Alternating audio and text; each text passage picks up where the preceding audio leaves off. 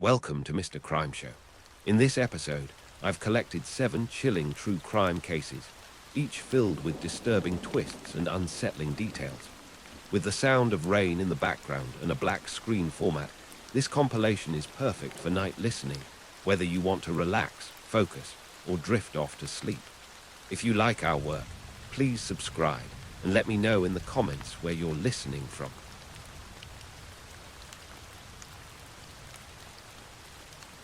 The Santa Claus family tragedy that shocked an entire town.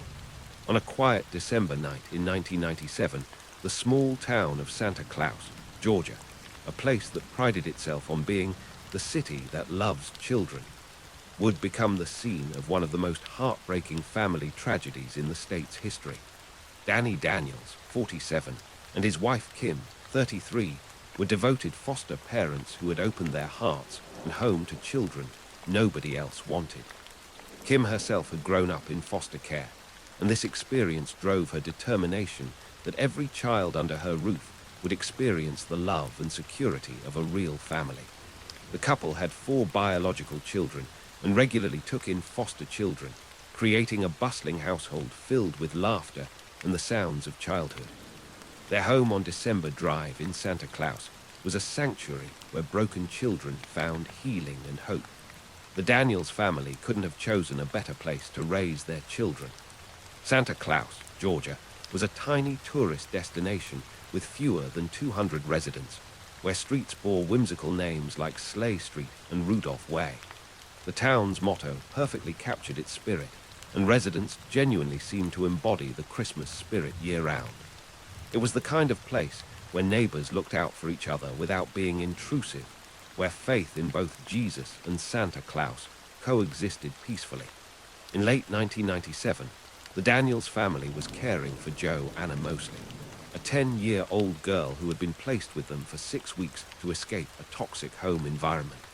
Jo Anna's mother, Mary Mosley, was described by child protection workers as threatening them with black magic and voodoo, while both her father and stepfather struggled with alcoholism. The Daniels home offered Jo Anna the stability and safety she desperately needed. It was through Jo Anna that the family first encountered 20-year-old Jerry Scott Heidler, her older brother, who would visit her at the Daniels home. During these visits, Heidler became acquainted with the family and eventually began developing a relationship with 16-year-old Jessica Daniels, Danny and Kim's biological daughter. Danny's friend Guy Aaron later testified that anyone could see something was beginning to take place, how people get close to one another, between Heidler and Jessica. Danny Daniels, protective of his teenage daughter, became concerned about the 4-year age difference between Jessica and Heidler. As a responsible father, he confronted the young man about the inappropriate nature of their relationship. Following this conversation, Heidler stopped visiting the family home, but his resentment over Danny's interference would prove to be a serious turning point. Jerry Scott Heidler's troubled background provided crucial context for understanding the choices that would follow. Born on June 9, 1977, Heidler had endured a childhood marked by neglect and instability. He was placed in foster care due to poor supervision by his mother, Mary Mosley, and suffered mistreatment from both his stepfather and mother. Department of Family and Children's Services workers painted a troubling picture of his upbringing, describing an environment where threats of voodoo, emotional instability, and dysfunction were commonplace. As a child, Heidler reportedly had imaginary friends, engaged in self-harm, and was institutionalized for psychiatric care twice during his youth. Tragically, he developed a substance addiction by age 11. Nearly all of Heidler's siblings were incarcerated at the time of his trial. State-appointed and defense psychologists diagnosed Heidler with severe borderline personality disorder, noting that he exhibited 8 of the 9 key symptoms of the condition. These symptoms included attempts to hurt himself, intense fear of abandonment, and severe emotional instability. One psychologist concluded that Heidler had little control over his actions due to a genetic predisposition. In the days leading up to the tragedy, Heidler experienced additional emotional trauma. His girlfriend had recently given birth to his second son, but the child was stillborn. On December 3, 1997, just one day before the murders, Heidler attended his stillborn son's funeral, leaving him in a particularly vulnerable and distraught state. In the early morning hours of December 4, 1997, Jerry Heidler drove to the Daniels family home on December Drive. The house was quiet, with the family sleeping peacefully after what had likely been another ordinary evening in their loving household. Heidler broke into the house through a bathroom window, moving silently through the home where he had once been a welcome guest. Once inside, Heidler made his way to the family's gun cabinet and retrieved a Remington 1100 semi-automatic shotgun. He first entered Danny and Kim's bedroom, where the couple slept unaware of the danger that had entered their home. Heidler shot both parents as they lay in their bed, shattering the peaceful silence of the night. The gunshots awakened 8-year-old Bryant Daniels, but before the child could fully comprehend what was happening, Heidler entered his bedroom and shot him as he lay in bed. The little boy lost his life due to the actions of someone who had once been welcomed into their home as family. 16-year-old Jessica, the teenager whose relationship with Heidler had sparked Danny's protective intervention, was awakened by the commotion and ran toward her parents' bedroom to investigate. As she entered the room, Heidler shot her, causing her to lose her life instantly. When Heidler realized that Danny was still alive despite his injuries, he shot the wounded father multiple times, ensuring that the patriarch who had dared to protect his daughter would not survive. With 4 family members now gone, Heidler's violence was far from over. He kidnapped 3 of the family's young daughters, but left behind the 2 youngest children, a 4-year-old boy named Corey and a 10-month-old infant. These 2 survivors will be discovered hours later by investigators, traumatized but alive. Heidler drove the 3 kidnapped girls to a secluded location in Bacon County, approximately 30 miles from Santa Claus. In this isolated area, he subjected one of the 8-year-old girls to serious harm. After committing this additional crime against an innocent child, Heidler abandoned all 3 girls on a rural dirt road, leaving them in their pajamas in the cold December night. Following the attacks, Heidler disposed of the weapon by throwing the shotgun into a river. In a bizarre display of emotional detachment, he then visited his stillborn son's grave before returning to his mother's house to play video games and sleep.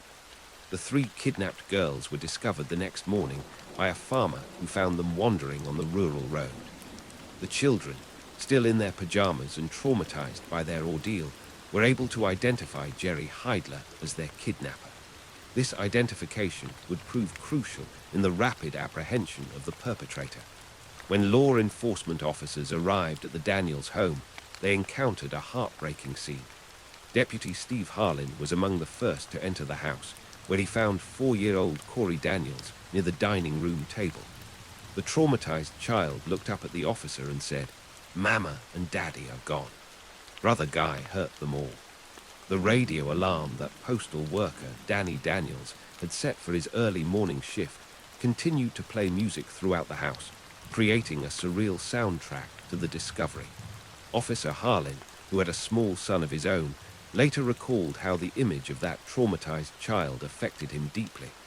The baby in the house continued crying, adding to the heartbreaking scene that confronted the first responders. As Harlan moved through the house, he discovered the gun cabinet with several empty slots where weapons had been stored, providing immediate evidence of how the perpetrator had armed himself. The investigation moved swiftly once the surviving children identified Heidler. Approximately 7 hours after the murders, Jerry Scott Heidler was arrested in Ulmer, Georgia. During his arrest, officers informed him of his Miranda rights and proceeded to interrogate him for about 4 hours. During this interrogation, Heidler described remembering the events as if it were in a dream. When officers asked if they could come with him and walk in this dream, Heidler provided them with detailed information about what he had done. At the conclusion of the interrogation, officers videotaped Heidler's confession, in which he admitted to taking the lives of Mr. and Mrs. Daniels and 2 of their children, as well as taking the girls, and causing serious harm to one of them. Upon his arrest, Heidler was initially charged with 4 counts of malice murder and 3 counts of kidnapping. A Toombs County grand jury later formally indicted him on multiple counts of murder, kidnapping, child exploitation, and other offenses in March 1998. On April 2, 1998, the prosecution officially announced their intention to seek the death penalty for Heidler, who pleaded not guilty to all 4 murder charges. Under Georgia state law, the offense of malice murder carries either life imprisonment or the death penalty as possible sentences. Due to the extensive pre-trial publicity surrounding the case, the location of Heidler's trial was moved from Toombs County to Walton County in December 1998. The case had captured statewide attention, making it difficult to find impartial jurors in the original jurisdiction. In July 1999, while awaiting trial, Heidler demonstrated his continued danger to society by soaring through the bars of his cell window and escaping from the Toombs County Jail. His freedom was short-lived, however, as he was recaptured approximately 12 hours later when he was spotted in Vidalia, just 6 miles from the prison. This escape attempt prompted state and local authorities to review and strengthen security measures to prevent similar incidents in the future. On August 23, 1999, Jerry Scott Heidler officially stood trial before a Walton County jury for the murders of the Daniels family. The prosecution, led by District Attorney Richard Malone, characterized the murders as cold and methodical, arguing that Heidler's motive stemmed from Danny Daniels' opposition to his relationship with Jessica. Malone painted Heidler as the personification of consummate evil, emphasizing the premeditated and brutal nature of the crimes. The prosecution highlighted Heidler's escape from jail, his threats to law enforcement, and his possession of weapons while incarcerated as evidence that he remained a continuing danger to society. The defense team, led by attorneys Michael Garrett and Kathy Palmer, pursued a strategy focused on Heidler's severe mental illness and traumatic background. During closing arguments, Garrett pleaded with the jury for compassion, emphasizing Heidler's history of abuse, neglect, and psychological trauma. The defense attorney implored the jury not to repeat what he characterized as the mistakes of the past, likening the call for Heidler's execution to the witch burnings of earlier centuries. The defense presented emotional testimony from Heidler's family members, former teachers, and social workers to paint a picture of a man who needed psychiatric care rather than capital punishment. The defense team also presented expert testimony about Heidler's borderline personality disorder, arguing that his mental illness severely compromised his ability to control his actions. They emphasized that Heidler exhibited 8 of the 9 key symptoms of the disorder and had suffered from genetic predisposition to mental illness. However, District Attorney Malone dismissed the notion that Heidler's mental illness excused his crimes. He underscored how Heidler's actions had not only devastated the Daniels family, but had also scarred the town of Santa Claus forever, transforming a place once known for its joyful name into a location associated with tragedy. On September 2, 1999, after deliberating for only 20 minutes, the jury found Heidler guilty on all 11 counts. The charges included the murders of Danny, Kim, Jessica, and Bryant Daniels, the kidnapping of 3 daughters, and the harm inflicted upon one of the children. The jury rejected the defense's plea to consider Heidler guilty but mentally ill, instead finding him fully responsible for his actions. 2 days later, on September 4, 1999, the same jury returned with their sentencing verdict. After careful deliberation, they unanimously sentenced 22-year-old Jerry Scott Heidler to death for each of the 4 murders. In addition to the 4 death sentences, Heidler received 2 life sentences for the kidnapping and related charges, plus an additional 110 years for the remaining crimes. Superior Court Judge Walter C. McMillan, Jr., imposed the maximum sentence on all counts and initially set Heidler's execution date for between October 1 and 8, 1999, though the sentence would automatically be appealed to the Georgia Supreme Court. The moment when the death sentence was read marked the first time during the entire trial that Heidler showed any visible emotion, breaking down in tears as the verdict was announced. The jurors themselves were visibly emotional, with many crying as they delivered the death sentence. Jury Foreman James Burrows read a statement on behalf of the panel, expressing how deeply the case had affected them and how they had prayed for guidance in reaching their decision. For the surviving family members and loved ones of the victims, the verdict brought a measure of closure, though it could never restore what had been lost. While expressing sorrow for Heidler's family, they believed that justice had been served.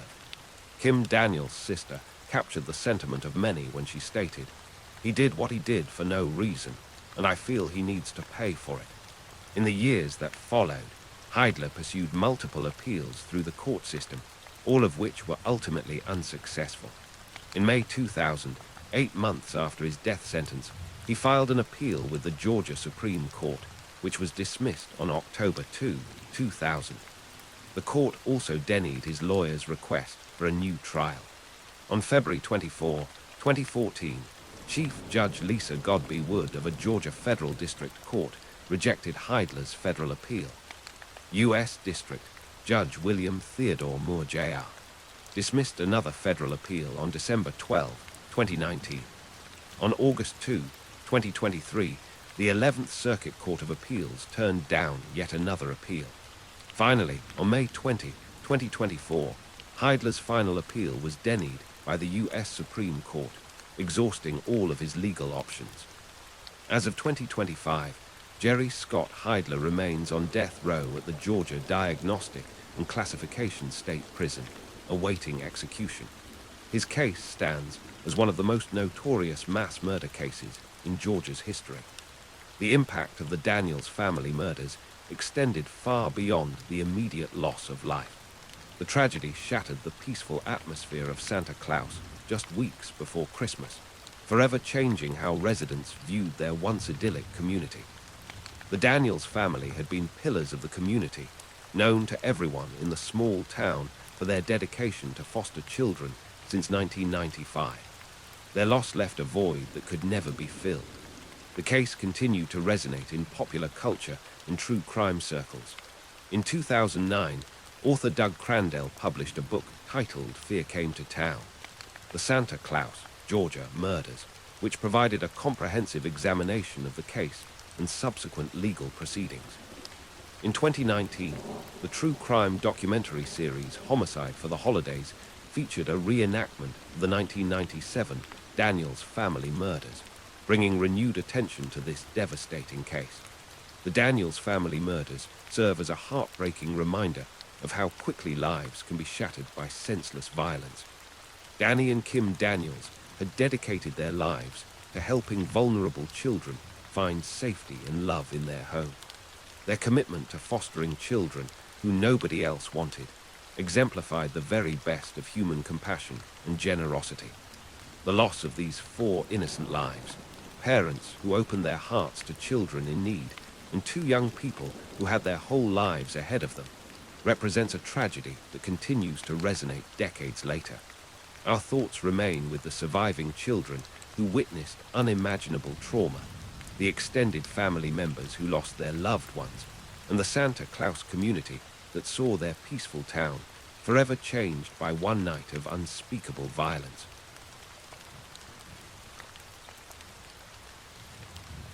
They built a secret castle in the woods, but then 2 strangers showed up.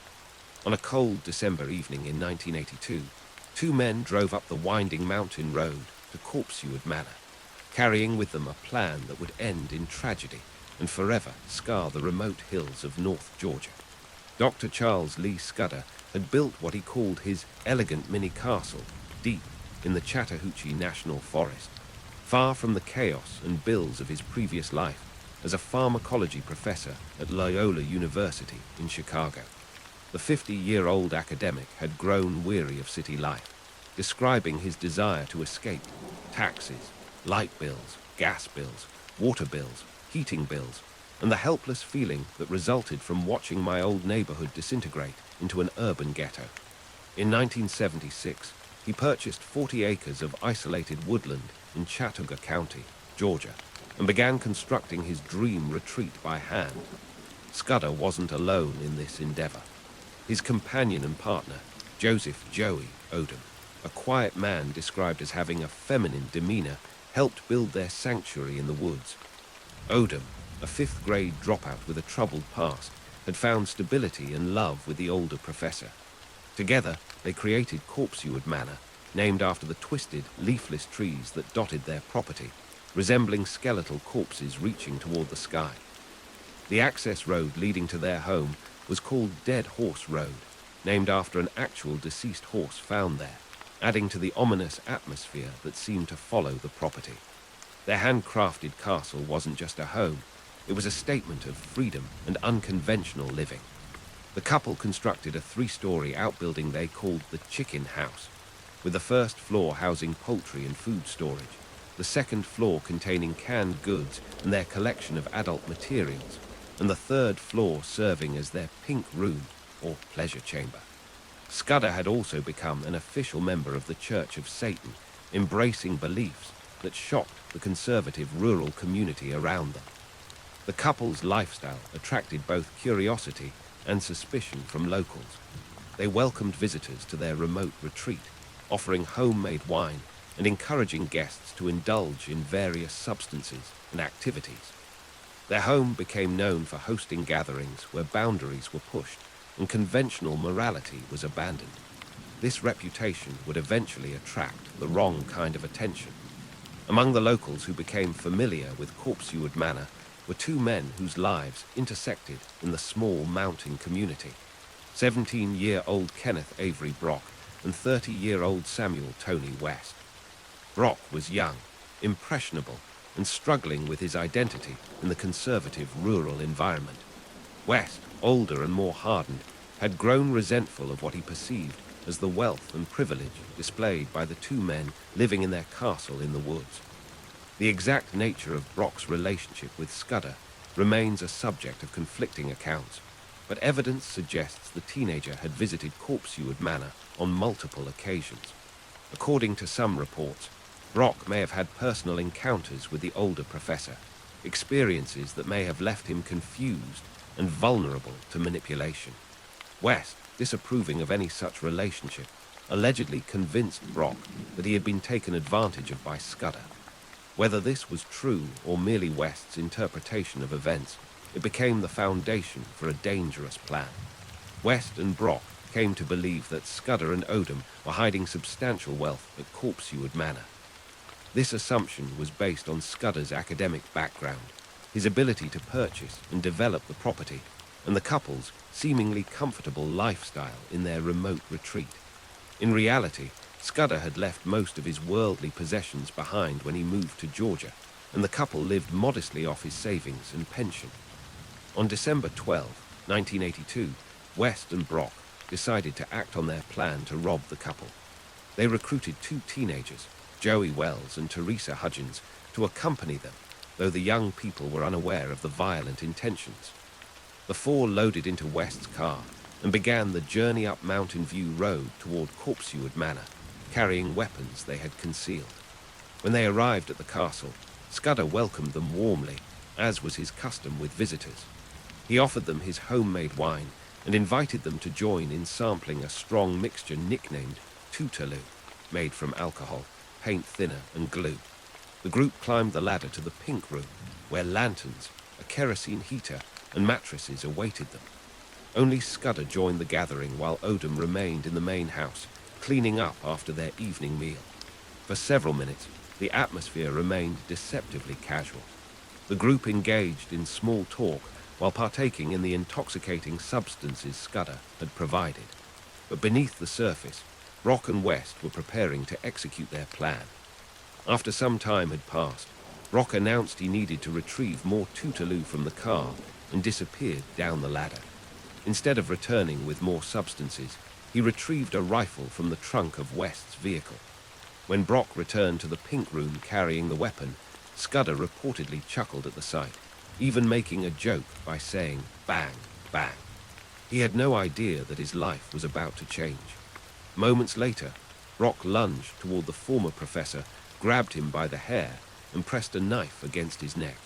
The terrifying interrogation began immediately, with Brock demanding to know where Scudder kept his hidden fortune. Scudder remained calm despite the knife at his throat, explaining patiently that they didn't keep cash at Corpsewood and that what little money they had was deposited in a local bank. His honest answer wasn't what Brock and West wanted to hear. Frustrated by this revelation, Brock altered his approach. He descended the ladder and stormed toward the main house in search of Odom. Within seconds, the quiet night was shattered by the sound of gunfire echoing across Taylor's Ridge. Brock had found Odom in the kitchen and ended his life, along with the couple's two beloved English mastiffs. The dogs, loyal companions who had shared in their owner's peaceful life in the woods, were silenced forever alongside their caretaker. Hearing the gunfire from the pink room, West forced Scudder and the two terrified teenagers down the ladder and into the main house. There, Scudder was confronted with the heartbreaking sight of his partner and pets gone. The scene was intended as leverage to convince him to reveal the location of money that simply didn't exist. Overwhelmed by grief, Scudder pulled away from his captors. His movement triggered more gunfire.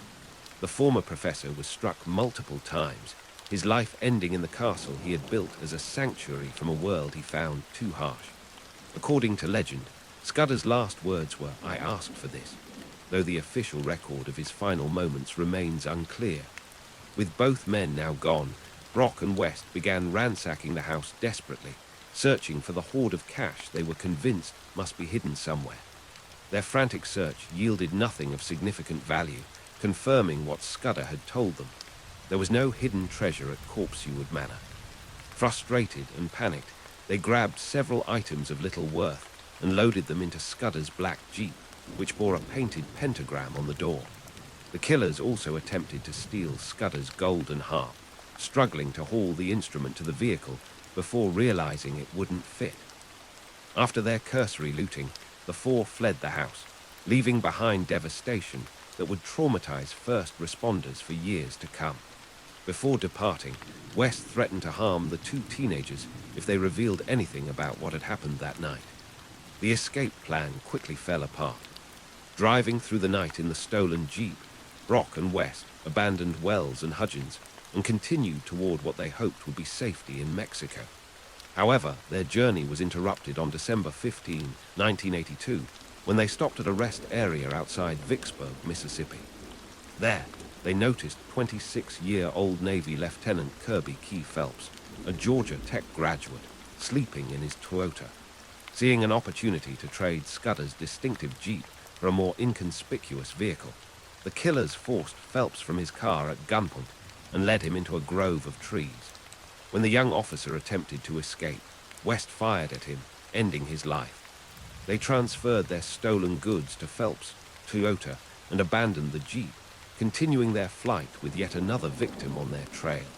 Back in Georgia, 4 agonizing days passed before anyone discovered what had happened at Corpsewood Manor.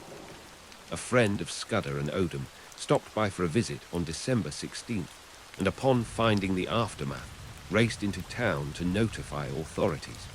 Deputies from the Chattooga County Sheriff's Office arrived within the hour, followed quickly by investigators from the Georgia Bureau of Investigation and the State Crime Lab. Sheriff Gary McConnell and his team entered a scene that would haunt them for the rest of their careers. The main house revealed damaged walls, overturned furniture, and bullet casings scattered throughout. The remains of both men and their 2 dogs painted a picture of senseless violence that shocked even experienced law enforcement officers. The lack of adequate lighting in the castle and its unusual decor added an extra layer of dread. The investigation moved swiftly once authorities understood the scope of the crimes. Teresa Hudgens, one of the teenagers who had witnessed the events, provided crucial testimony to police about what had transpired that night. Her account, combined with physical evidence from the scene, allowed investigators to piece together the sequence of events and identify the perpetrators. Meanwhile, the killers' partnership was deteriorating under the stress of their crimes and failed escape. After initially planning to flee to Europe and then Mexico, Brock and West found themselves arguing constantly about their next moves. By December 18, 1982, their relationship had completely broken down. Brock abandoned West in Texas and began hitchhiking back toward Georgia. The weight of his actions apparently became unbearable for the young man. Brock made it as far as Marietta, Georgia, before calling his mother and asking for a ride. Police apprehended him within hours of that phone call, bringing his brief life as a fugitive to an end. Shortly after his arrest, Brock began cooperating with authorities, providing details about the crimes that would prove crucial in the prosecution of both men. West's capture followed a similar pattern of guilt and exhaustion, overcoming criminal intent. He made it as far as Missouri before deciding to reverse course and head back east. On Christmas Eve, while passing through Chattanooga, Tennessee, his vehicle ran out of gas. Penniless and exhausted, he walked through the rain to a highway lounge where he found a police officer and confessed. His voluntary surrender marked the end of a brief but devastating crime spree that had claimed 3 lives across 2 states. The day after Christmas, the Atlanta Constitution reported on the arrest of the second suspect, but the newspaper seemed more interested in sensationalizing the victims than focusing on the perpetrators. The paper described Scudder and Odom as homosexual devil worshippers who lived in a dank, castle-like home cluttered with skulls, adult materials, an extensive occult library, and statues of Satan, serpents, lizards, and frogs. This portrayal reflected the prejudices of the time and contributed to a narrative that would follow the case for decades. By February 1983, legal proceedings were underway against both killers. Kenneth Avery Brock quickly admitted to taking the life of Joseph Odom and was sentenced to 3 consecutive life terms. His cooperation with authorities and his young age likely influenced the court's decision to spare him from the death penalty. Samuel Tony West's case proved more complex and contentious. Charged with ending Charles Scudder's life, he initially pleaded not guilty.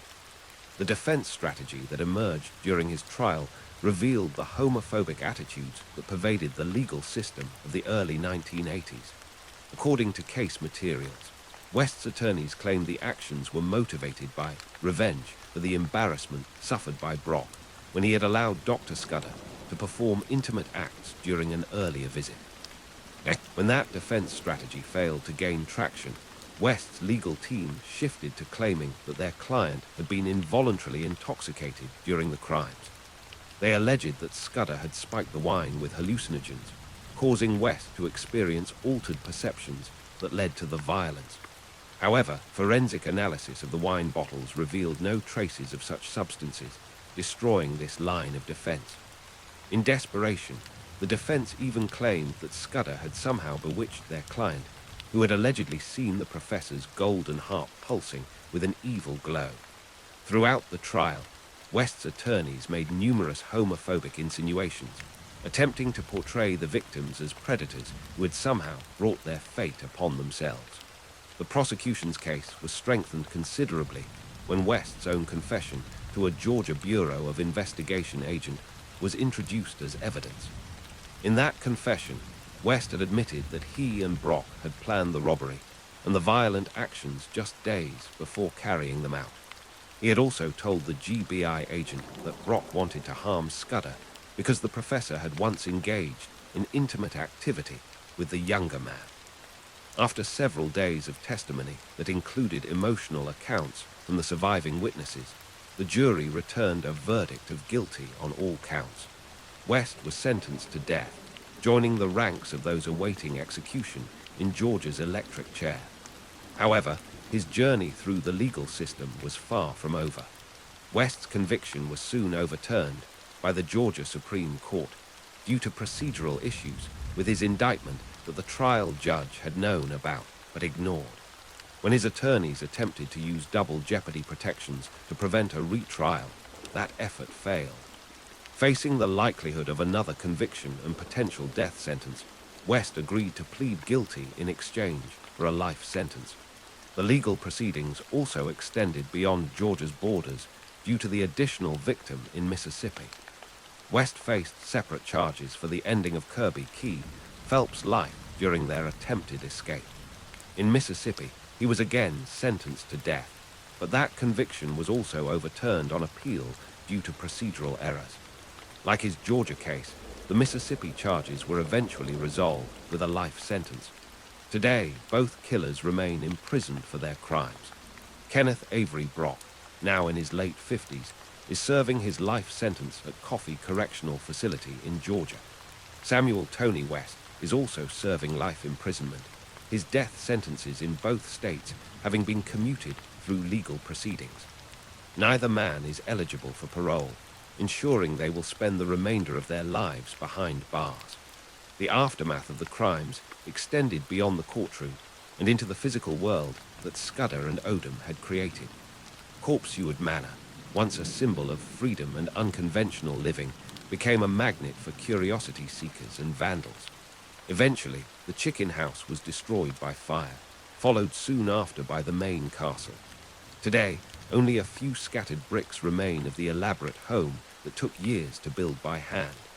The community of Chattooga County struggled to process what had occurred in their quiet, rural area. Local legend even suggests that as Charles Scudder was losing his life, he cursed the county to never prosper, a superstition that some residents still discuss decades later. Whether rooted in fact or folklore, the curse reflects the lasting impact these crimes had on the people who lived in the shadow of Taylor's Ridge. The case also highlighted the prejudices and fears that existed in rural Georgia during the early 1980s. The victims' unconventional lifestyle, religious beliefs, and relationship made them targets of suspicion and gossip long before they became victims of violence. The sensationalized media coverage that followed their demise, focusing on their perceived devil worship and alternative lifestyle rather than the crimes committed against them, reflected the intolerance of the era. For the families of all three victims, the pain extends far beyond the courtroom verdicts and prison sentences.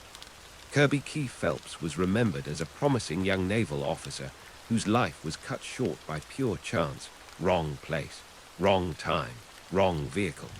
His encounter with the fleeing killers was entirely random, making his loss even more senseless and tragic for those who loved him. Charles Scudder and Joseph Odom's story represents both the pursuit of personal freedom and the tragic consequences when that freedom attracts the wrong attention. They had created their mountain sanctuary as an escape from a world they found too harsh and judgmental, only to become victims of the very violence and intolerance they had sought to avoid. Their dream of living peacefully in their handcrafted castle became a nightmare that would cost them everything they had worked to build together. The Corpseward Manor case serves as a reminder that violence can reach even the most remote and peaceful places. It demonstrates how prejudice and misunderstanding can fuel hatred, and how greed and desperation can drive people to commit unthinkable acts. Most importantly, it stands as a testament to 3 lives lost too soon, cut short by individuals who chose violence over humanity. In the decades since these events unfolded, Corpseward Manor has become part of Georgia folklore, a cautionary tale told around campfires and in late-night conversations. But beneath the sensationalized retellings and supernatural speculation lies a simple truth. 2 men who sought only to live their lives in peace lost those lives to hatred and greed, leaving behind a legacy of loss that continues to echo through the hills of North Georgia. The victims of the Corpseward Manor case, Charles Scudder, Joseph Odom, and Kirby Key Phelps, deserve to live full lives surrounded by love and peace. Instead, they became part of a tragic chapter in Georgia's criminal history, their stories forever intertwined with the violence that ended their time on Earth.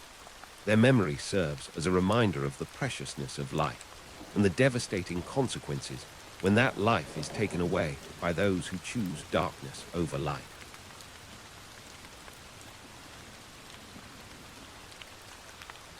She looked like the perfect wife, but her darkest secret was hiding in plain sight. Barbara Terry Stager appeared to be the kind of woman every community respected. A devoted Sunday school teacher, a loving mother of 2 boys, and a churchgoer who regularly attended services in Durham, North Carolina. But beneath this carefully crafted image lived a woman whose actions would forever change the lives of everyone who knew her. What happened between February 1st, 1988, and the shocking revelations that followed would expose a pattern of tragedy that spanned more than a decade. Barbara Terry was born on October 30th, 1948, and spent her early years in North Carolina. During her time at Appalachian State Teachers College in Boone, she met Larry Ford, a reliable and hard-working young man who would become her first husband. Their relationship moved quickly, and when Barbara became pregnant, they married after dating for just 1 year. Their families were notified about the wedding after the ceremony had already taken place. Barbara dropped out of college following their marriage, while Larry continued working to support their growing family. Their first son, Brian, was born in December 1968, followed by Jason in July 1974. By all accounts, Larry was described as a solid, trustworthy, and honorable family man who worked hard to provide for his wife and children. The Ford family seemed to live a quiet life in Windermere Heights, North Carolina, until everything changed on March 22, 1978. Just after midnight, emergency medical services received a call requesting immediate assistance at the Ford residence. When paramedic Robert Perry and his partner Jim Owens arrived at the scene, they were met in the kitchen by Barbara Ford. She told them that her husband was upstairs and had been hurt. She believed he was already gone. When Perry reached the bedroom, he found Larry Ford lying on his back in bed with his eyes closed. There were noticeable stains on the front of his pajama top. Perry examined the scene carefully and discovered troubling details. When he pulled back the bedding, he found a gun magazine in the bed near Larry. The firearm itself was lying on the right side of the bed near Larry's hip or waist area. Larry's right foot was hanging off the bed onto the floor. There was a visible mark on his chest. Perry concluded that Larry had already passed away by the time they arrived. Barbara's explanation to authorities was straightforward but unusual. She told police that her husband had hurt himself while cleaning a loaded gun in bed. The investigation was eventually closed, and Larry Ford's passing was ruled an accident. Barbara, now a widow with 2 young sons, would soon move forward with her life in ways that would later raise serious questions about that March night in 1978. In the fall of 1978, just months after Larry Ford's death, Barbara met Allison Russell Stager, III, known to friends and family simply as Russell. Russell was a divorced man who worked as a coach and teacher at Durham High School. He was also a sergeant in the North Carolina National Guard and a member of his company's pistol team. Those who knew Russell described him as orderly, safe, and cautious in all his activities. On March 17, 1979, Barbara and Russell were married. Approximately 8 years later, Russell formally adopted Barbara's 2 sons from her previous marriage, Jason and Brian.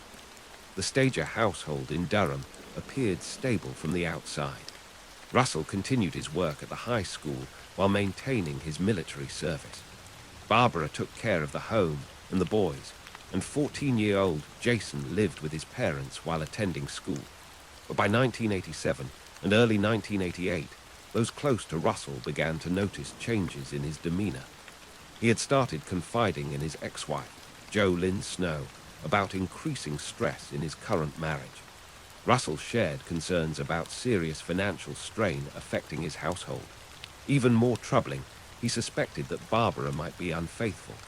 These conversations with Jo Lynn would later prove crucial in understanding Russell's state of mind during his final months.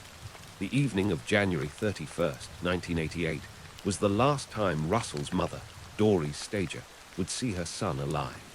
She later testified that during their family gathering after supper, something unusual occurred.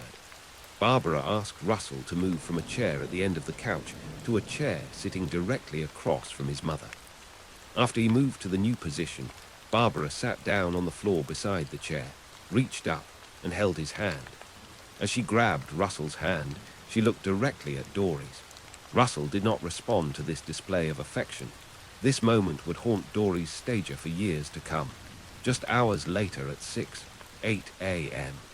On February 1st, 1988, the 911 emergency operator in Durham County received a call. Jason Stager, now 14 years old, was on the line reporting that his stepfather had been injured. He told the operator that his mother had asked him to make the call requesting an ambulance. Multiple emergency units were immediately dispatched to the Stager residence, including a volunteer unit from the Lebanon Fire Department, an emergency medical services unit, and 3 deputies from the Durham County Sheriff's Department.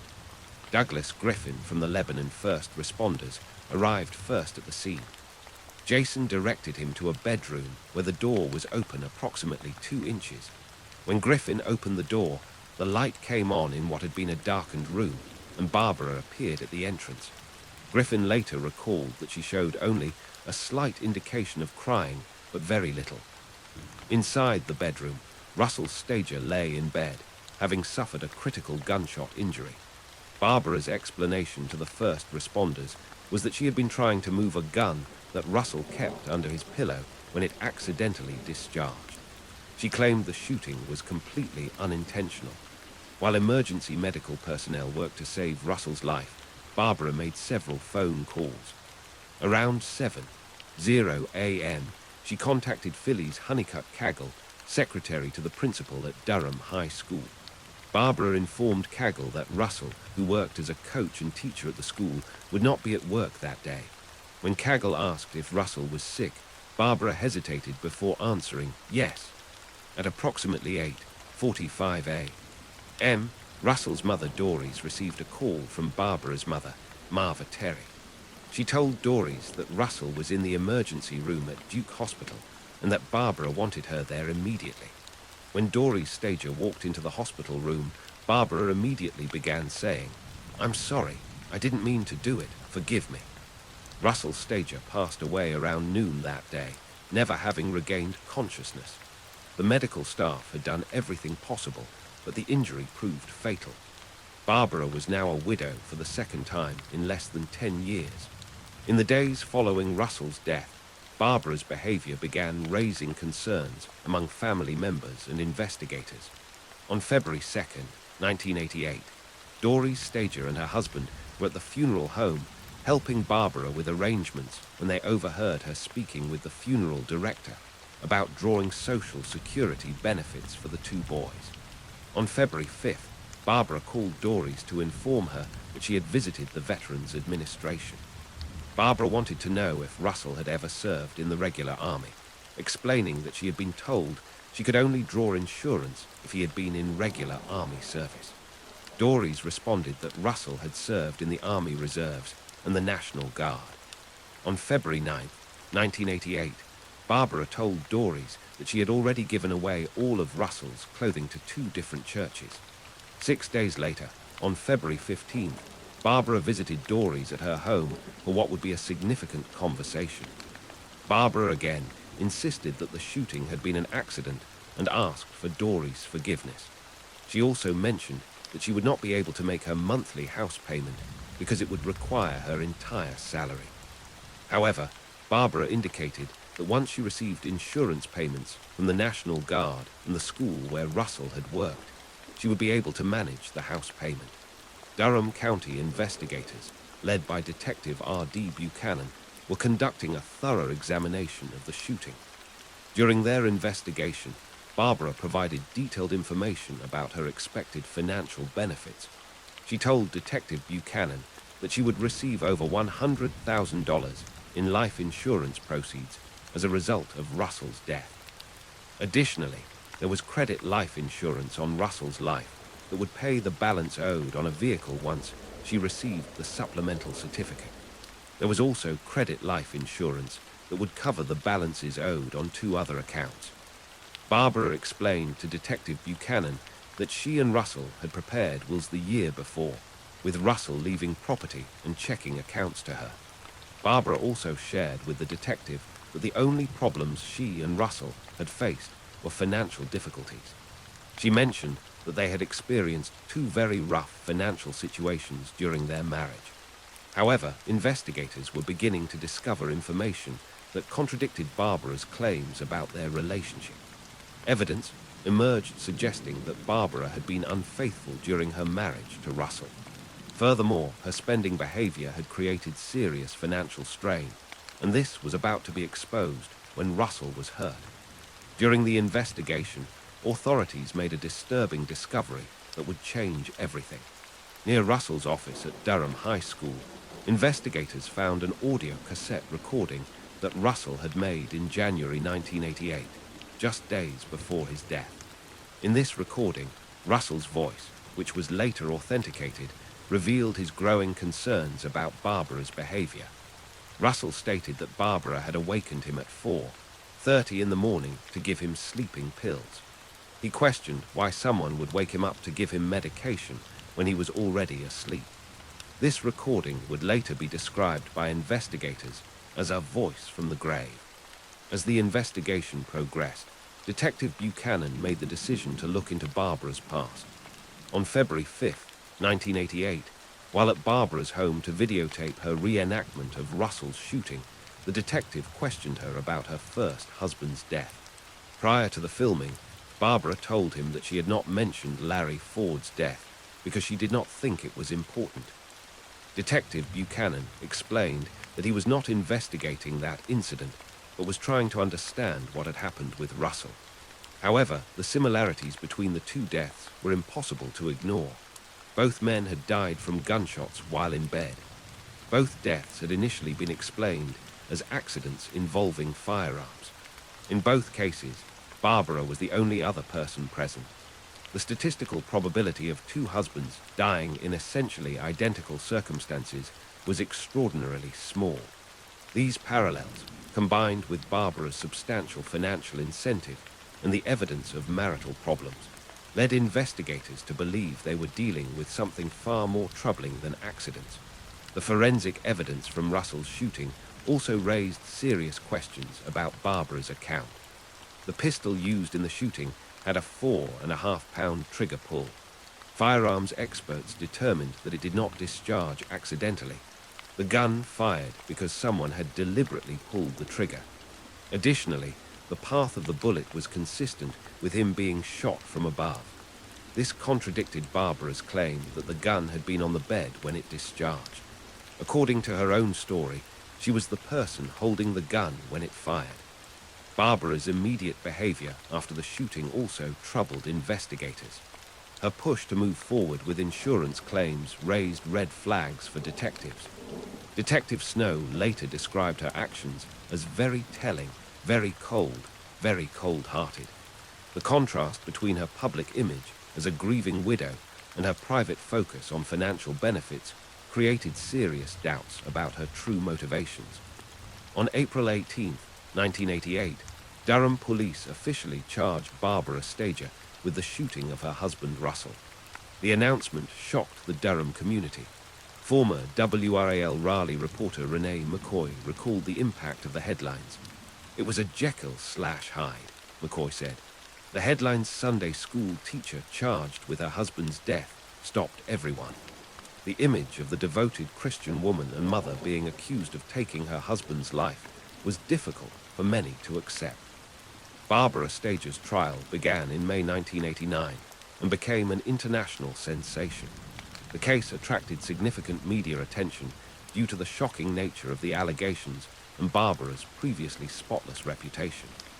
The prosecution presented a comprehensive case that included the forensic evidence from Russell's shooting, the suspicious circumstances surrounding Larry Ford's death 10 years earlier, and the audio recording Russell had made expressing his concerns about Barbara's behavior. During the trial, the prosecution argued that Barbara had deliberately ended Russell's life for financial gain. They presented evidence of her infidelity, her financial indiscretions, and her immediate focus on insurance benefits following Russell's death. The audio cassette recording proved particularly powerful.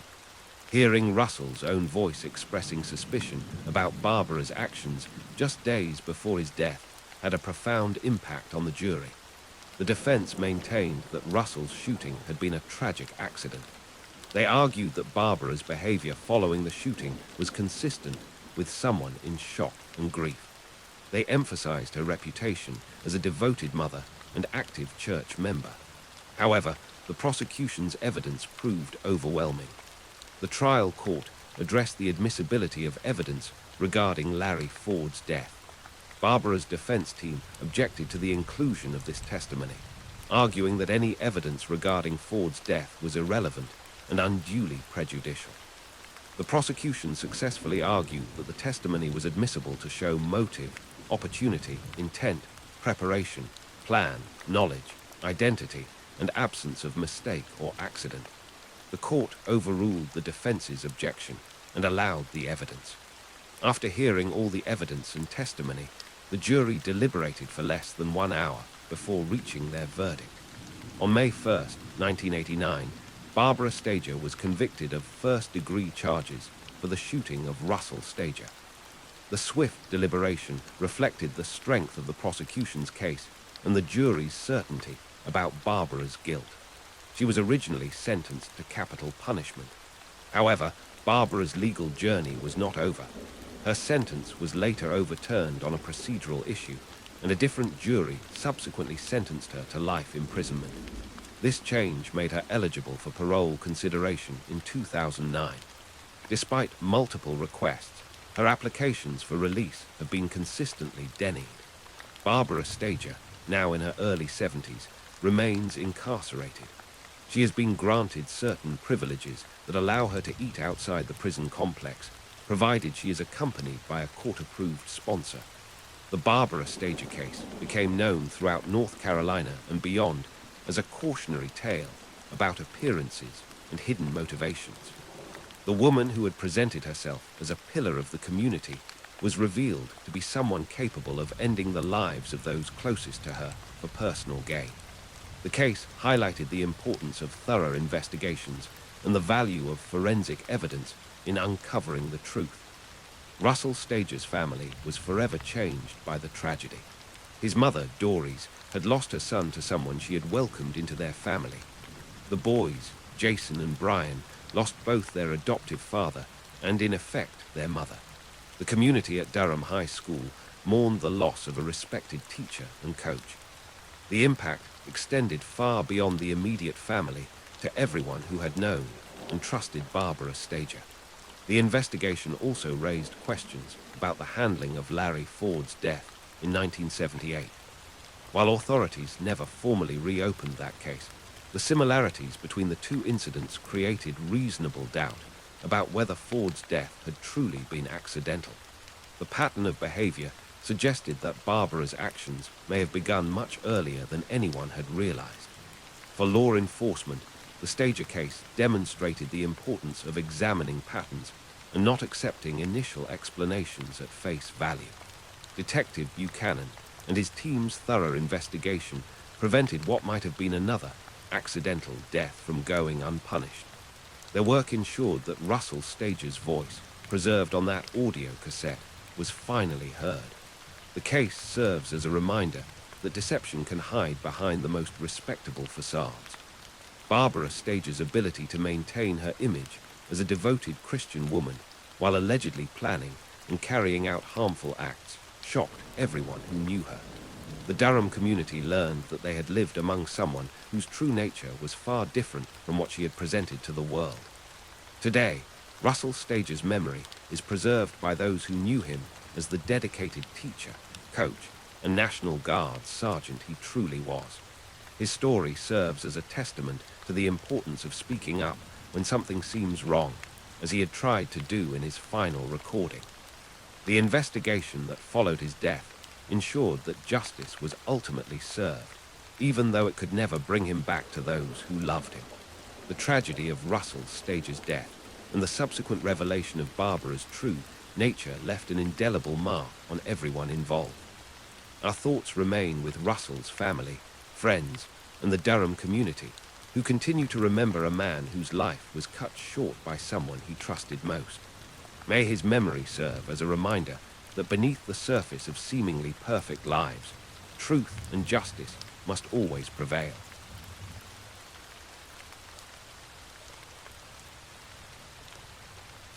He trusted his wife and walked straight into the ultimate betrayal. On a cold December night in 2000, a decorated Air Force pilot walked into what he believed was a routine stop to help his wife retrieve forgotten papers from her office. Captain Frank Marty Thayer, a 31-year-old C-130 pilot stationed at Pope Air Force Base in North Carolina, had no idea that his wife Michelle had orchestrated a trap that would end his life within minutes.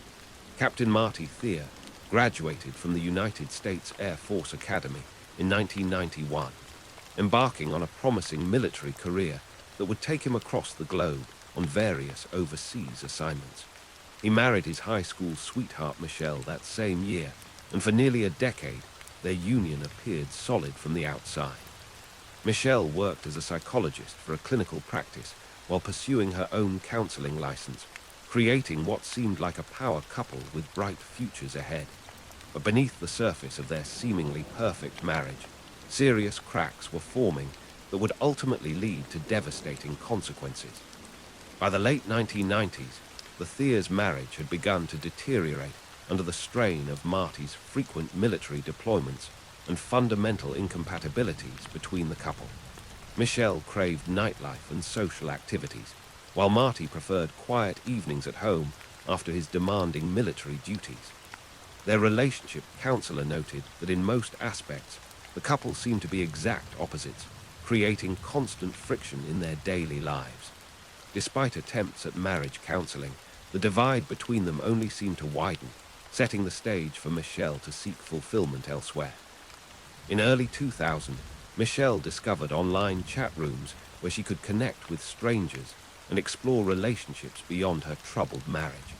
Through these digital encounters, she met Army Staff Sergeant John Diamond, a Special Forces soldier stationed at nearby Fort Bragg. Diamond, like Michelle, was married but unhappy in his relationship.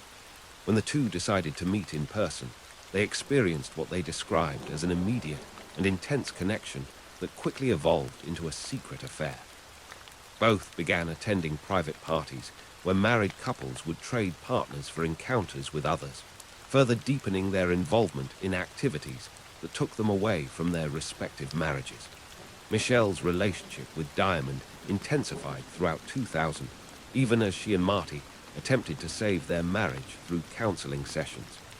In June 2000, Michelle took the significant step of renting her own apartment, officially separating from her husband while they worked through their issues.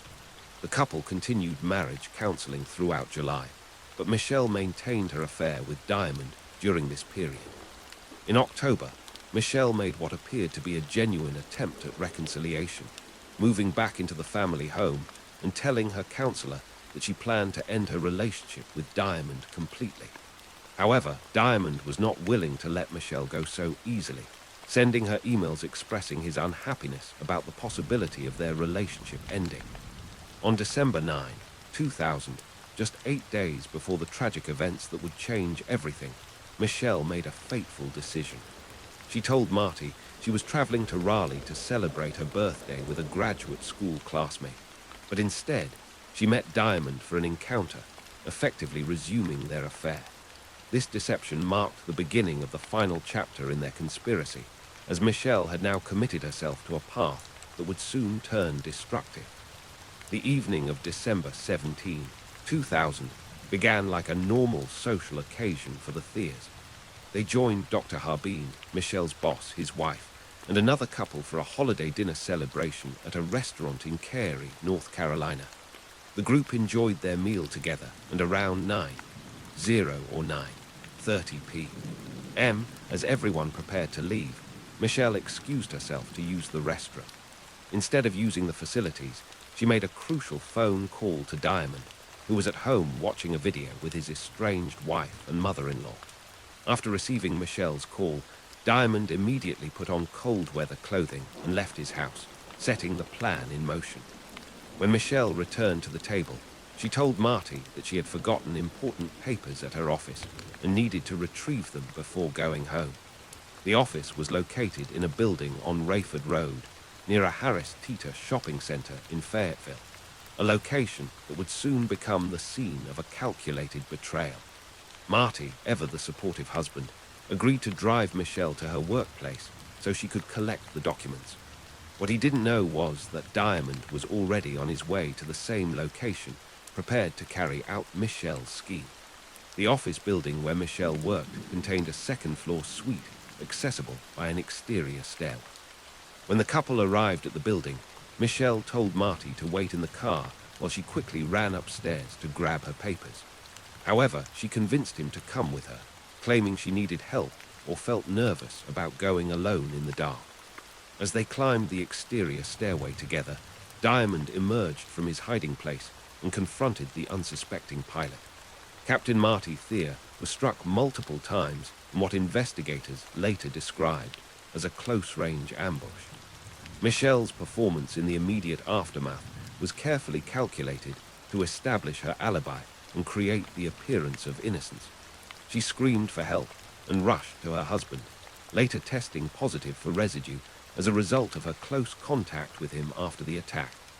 When first responders arrived, they found Michelle appearing to be a grieving wife, desperately trying to save her husband, never suspecting she had orchestrated the entire situation. Marty was rushed to a local hospital, but the severity of his injuries made survival impossible, and he passed away, leaving behind a devastated family and a community shocked by the loss. The investigation into Marty's death began immediately, with local law enforcement working alongside military authorities due to the involvement of military personnel. Initial interviews with Michelle revealed inconsistencies in her story, but she maintained her innocence and portrayed herself as a shocked widow. However, investigators soon discovered Michelle's affair with Diamond through her phone records and computer activity. When questioned about their relationship, Michelle initially downplayed its significance, but evidence of their recent contact and private communications made it clear that their affair was ongoing and serious.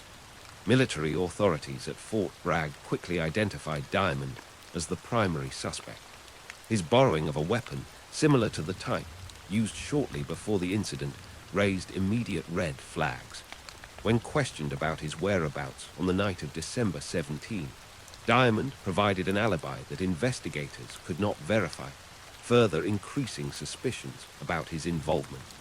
A forensic analysis revealed that items recovered from the crime scene matched the type of weapon that Diamond had borrowed from a fellow soldier named Peyton Donald.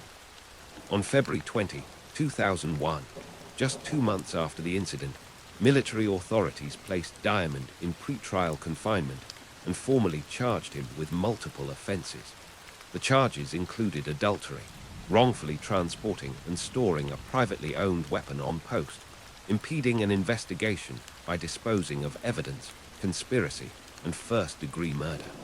Meanwhile, investigators discovered that Michelle and Diamond had been scheming to maintain contact despite restrictions on their communication.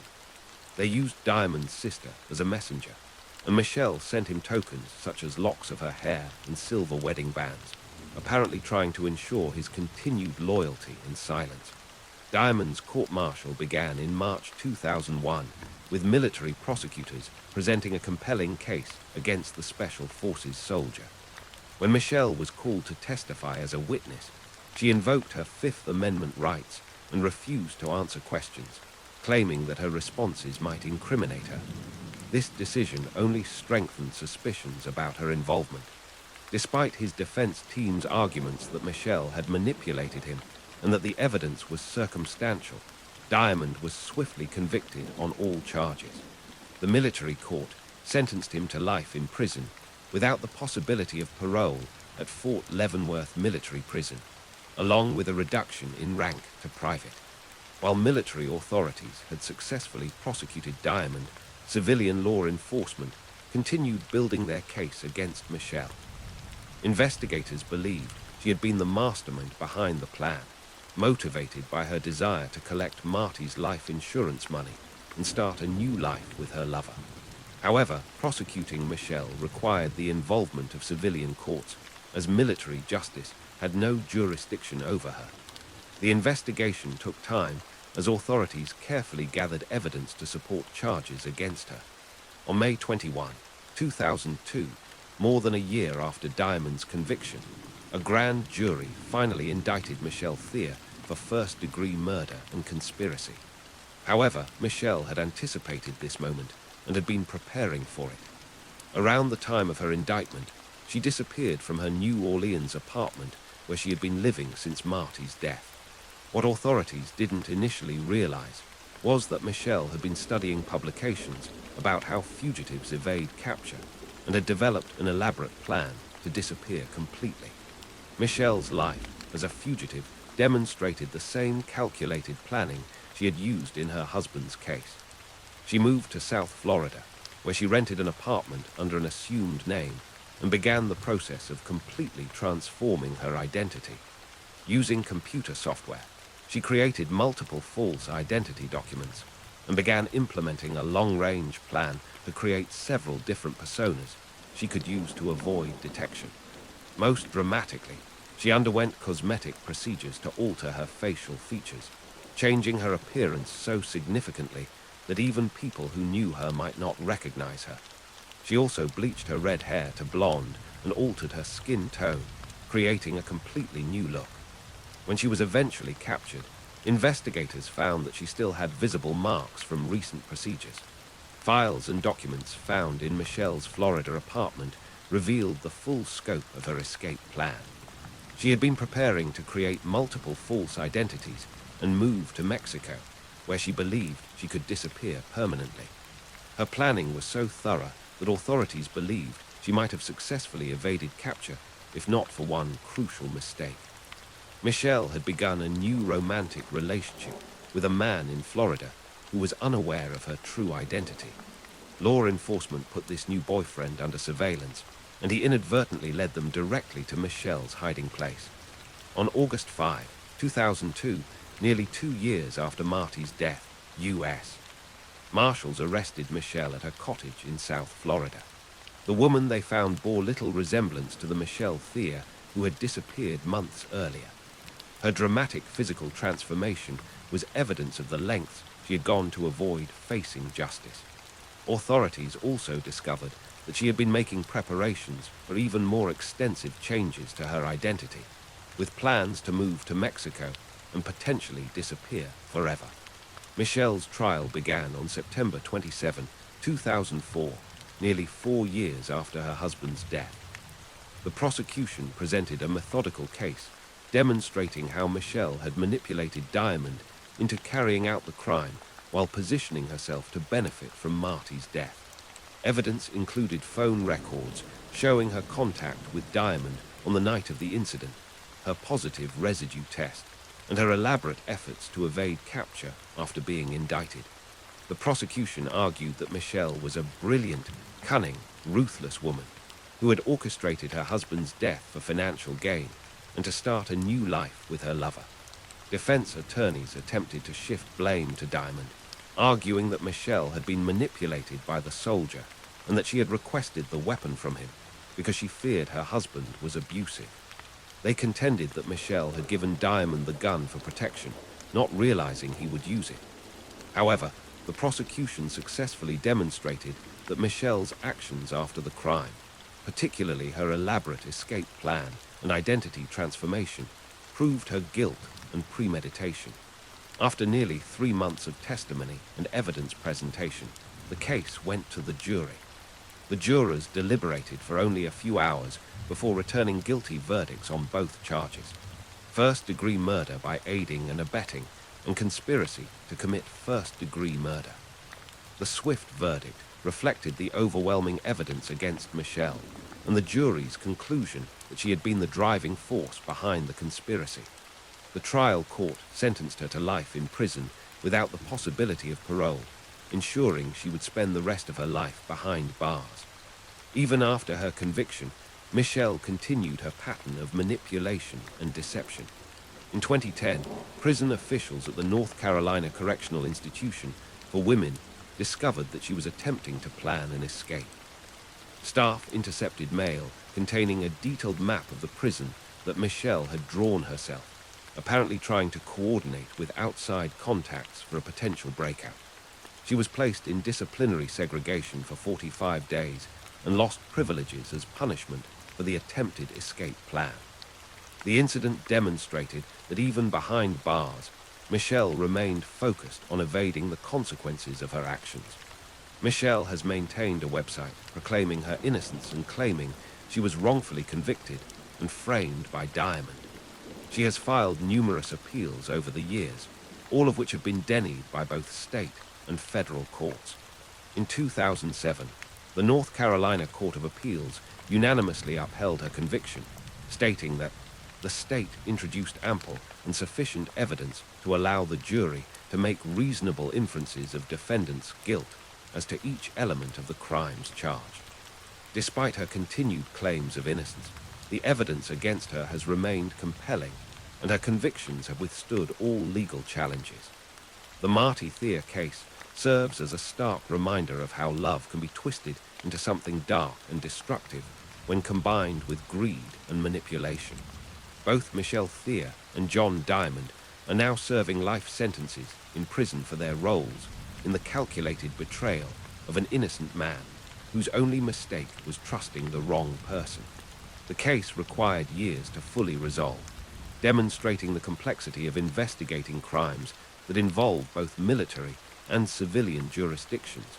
But ultimately justice was served for a dedicated Air Force officer who deserved so much better.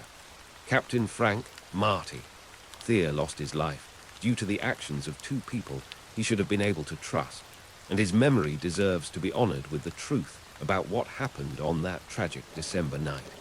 Our hearts go out to his family and friends, who continue to carry the pain of his loss, while finding strength in the knowledge that those responsible for his death will never again be free to harm another innocent person.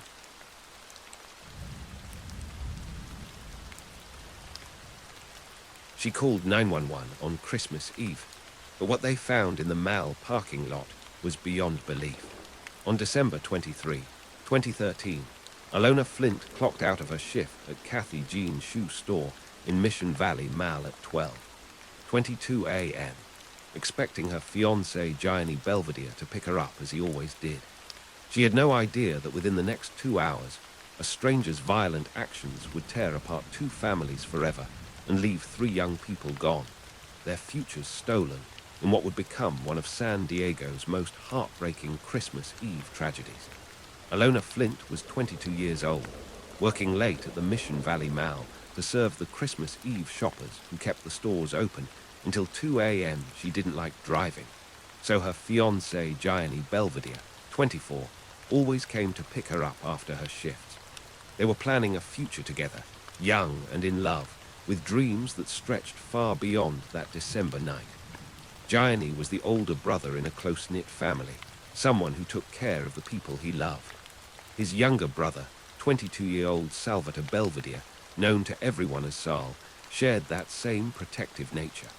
The brothers were tight, the kind of siblings who looked out for each other no matter what. Christmas Eve should have been a time for celebration and family gatherings. Instead, it became the night that changed everything. As Alona waited in the mall parking lot, calling Gianni repeatedly with no response, she had no way of knowing that her fiancé was already gone. His phone had shut off completely at 11:45 that night, and his last call had been to a cousin, telling them he was headed to the mall to pick up Alona. But Gianni never made it to that pickup. Carlo Mercado, 29 years old and living in Mira Mesa, had crashed his motorcycle near the Mission Valley Mall that night, leaving it disabled. What happened next would reveal the depths of human cruelty and the randomness of violence that can shatter innocent lives in an instant. Needing transportation, Mercado approached Gianni Belvedere in the parking lot. The two men had never met before, had no connection, no reason for conflict. But for reasons that may never be fully understood, Mercado attacked Gianni and forced him into the passenger seat before driving away in his green Toyota Camry. The evidence would later show that Gianni had been overpowered inside the vehicle. The calculated nature of the act suggested this was no crime of passion, but something far more disturbing. With Gianni's life taken by a stranger, Mercado drove the Toyota to Mira Mesa, filled it with gas, and began what would become a night of unimaginable tragedy. Back at the Mall, Alona grew increasingly worried as her calls to Gianni went unanswered. She reached out to Saul, who didn't hesitate to come help. The younger Belvedere brother arrived at Mission Valley Mall and found Alona in the parking lot, both of them now frantically trying to locate Gianni.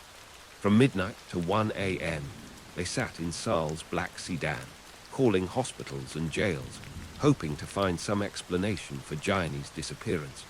They had no way of knowing they were searching for someone who was already beyond help. Around 11 a.m., on December 24, Mercado returned to the Mission Valley Mall parking lot to retrieve his disabled motorcycle. What he found there was Saul and Alona, still desperately trying to find Gianni. When they spotted the green Toyota Camry, they knew immediately that something was terribly wrong. This was Gianni's car, but where was Gianni? They confronted the man behind the wheel, not knowing they were facing their fiancée, S and brother's attacker. At 1:14 a.m., a 911 call came in from the Mission Valley Mall parking lot. The voice on the other end was Alona, S, and her words were chilling. "We've been hurt." The operator asked where she was, and she managed to say Mission Valley Mall before the phone went quiet. In that brief, desperate call, Alona had already been wounded, but was still trying to get help. Mercado had opened fire on both victims with a concealed handgun. He didn't give them a chance to escape or defend themselves. When police arrived at the 1600 block of Camino del Rio North, they found a scene that would haunt the responding officers. Alona was slumped in the passenger seat of Saul's black sedan, her life tragically cut short. Saul had also been struck and was quickly transporting to the hospital, but his injuries were too severe. Both young people were pronounced dead, their lives cut short in the most senseless way. Crime scene investigators found shell casings in the car, but initially had no leads pointing to a suspect or motive. According to emergency dispatch audio, witnesses had seen a man walking away from the victim's car, getting into a different vehicle and driving off. The description was vague, and the investigation would prove to be long and complex. With 2 people gone and Gianni still missing, police were dealing with what appeared to be a perplexing crime with no clear explanation. The search for Gianni Belvedere continued for weeks as investigators tried to piece together what had happened that Christmas Eve morning. His family held on to hope, not knowing that their son and brother had been the first victim in Mercado's violent spree. Cell phone records showed that Gianni's phone had been turned off at 11:45 p.m. on December 23, and text messages from Alona sent shortly before the shooting had never been answered. The evidence painted a picture of a young man who had simply vanished while trying to do something as ordinary as picking up his fiancée from work. On January 17, 2014, nearly a month after the shootings, Gianni's green Toyota Camry was found in Riverside, about 90 miles from San Diego. There was a strong odor coming from the vehicle, and visible stains were noted on the passenger seat. When investigators opened the trunk, they discovered Gianni's remains. He was identified through dental records, bringing a tragic end to his family's desperate search. Near his remains, police found cans of air fresheners with their triggers taped down so they would spray continuously, an unsettling attempt by his attacker to mask the smell. The forensic evidence revealed the full scope of the crime. Ballistics analysis showed that the same weapon had been used to end all 3 lives. This confirmed that the Mission Valley Mall case was indeed a triple homicide committed by the same person. The randomness of the violence was perhaps the most disturbing aspect of the crime. These 3 young people had done nothing wrong, had no connection to their attacker, and had simply been in the wrong place at the wrong time. For months, the case remained unsolved despite intensive investigation. DNA evidence had been recovered from the duct tape used on the air freshener triggers, but when it was uploaded to the CODIS database, no match was found. Investigators knew they had solid evidence, but without a suspect, the families of the victims faced an agonizing wait for justice. The community was shaken by the cruel nature of the crimes and the fact that such violence could strike so randomly during what should have been a peaceful holiday. The break in the case came in June 2014, 6 months after the murders. Carlo Mercado was arrested on unrelated charges, and his DNA was entered into the system. When it was compared to the evidence from Gianni's car, investigators finally had their match. Additional forensic work connected Mercado to the weapon used in all 3 murders. Phone records also placed him at the scene of the crime, providing the final pieces of evidence needed to charge him. On June 28, 2014, Carlo Mercado was formally charged with 3 counts of murder. The investigation had revealed a chilling timeline of events that showed the calculated nature of his actions. After attacking Gianni and taking his car, Mercado had even gone so far as to tape a different license plate over the legitimate one, showing awareness of what he had done and an attempt to avoid detection.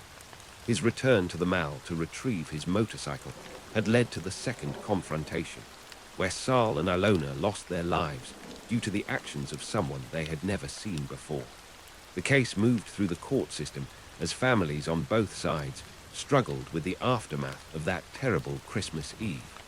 For the Belvedere family, the loss of 2 sons was incomprehensible.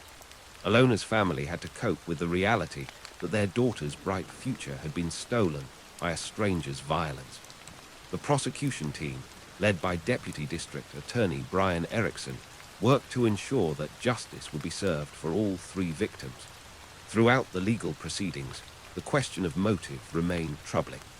Investigators theorized that Mercado may have gotten into an argument with Gianni in the parking lot when Gianni arrived to pick up Alona. But the prosecutor made it clear that whatever had happened, the victims bore no responsibility for their fate. Gianni, Salvatore and Alona had nothing to do with their deaths, Erickson stated. This could have been any one of us in that parking lot. It literally is being in the wrong place at the wrong time. On January 11, 2017, more than 3 years after the Christmas Eve murders, Carlo Mercado appeared in San Diego Superior Court for what would be the final chapter in the legal proceedings. In a written statement, he admitted to attacking Gianni Belvedere after an argument in the mall parking lot and taking his car. He also admitted that when he returned to the scene and encountered Sal and Alona, they confronted me because I had Gianni Belvedere's car. This confession provided some clarity about the sequence of events, but did little to explain the senseless violence that had destroyed 3 lives. Mercado pleaded guilty to 3 counts of first-degree murder, avoiding a potential death penalty trial. Immediately after entering his plea, he was sentenced to 3 consecutive life terms in prison without the possibility of parole. Judge Frederick Link accepted the pleas and imposed the sentence mandated by law.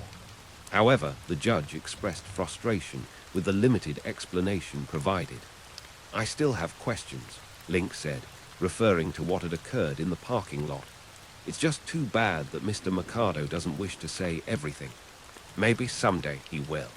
The prosecutor's closing statement captured the senseless nature of the crime and its impact on the community. Deputy District Attorney Erickson suggested that Mercado either lived in a fantasy world where he thought he was an assassin, or he lived in this world where he didn't think he could be held accountable. Whatever his mental state, the result was the same. 3 promising young lives had been cut short for no comprehensible reason.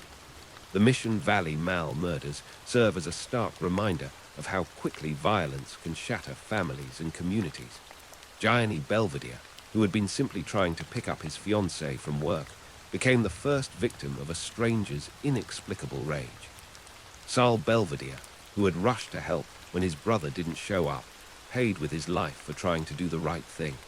Alona Flint, who had been looking forward to Christmas with the man she loved, never made it home that night.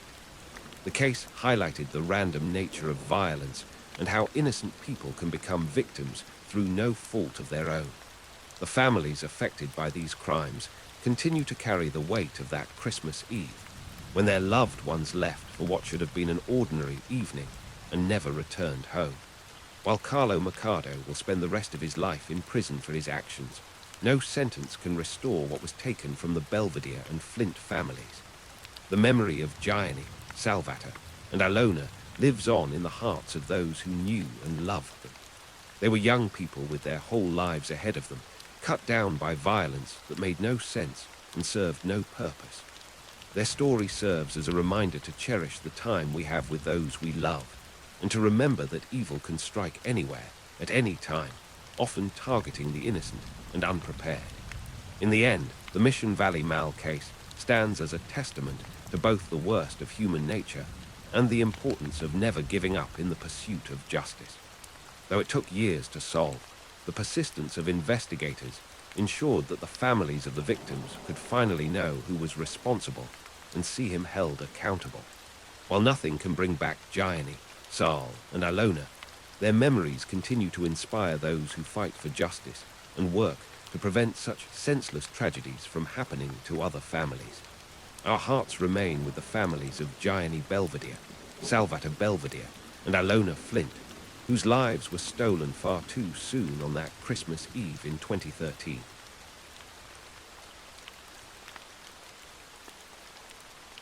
The case that shattered a quiet neighborhood in Ontario.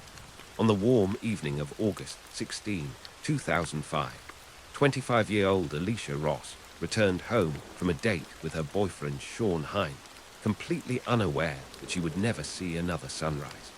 Alicia Ross was born on February 8, 1980, and had built a promising life for herself in Markham, Ontario.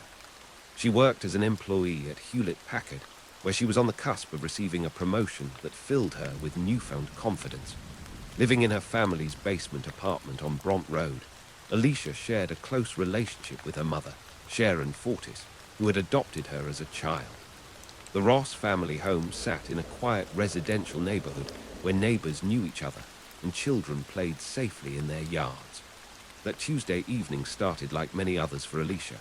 She had spent time with Sean Hine, her boyfriend who cared deeply for her well-being.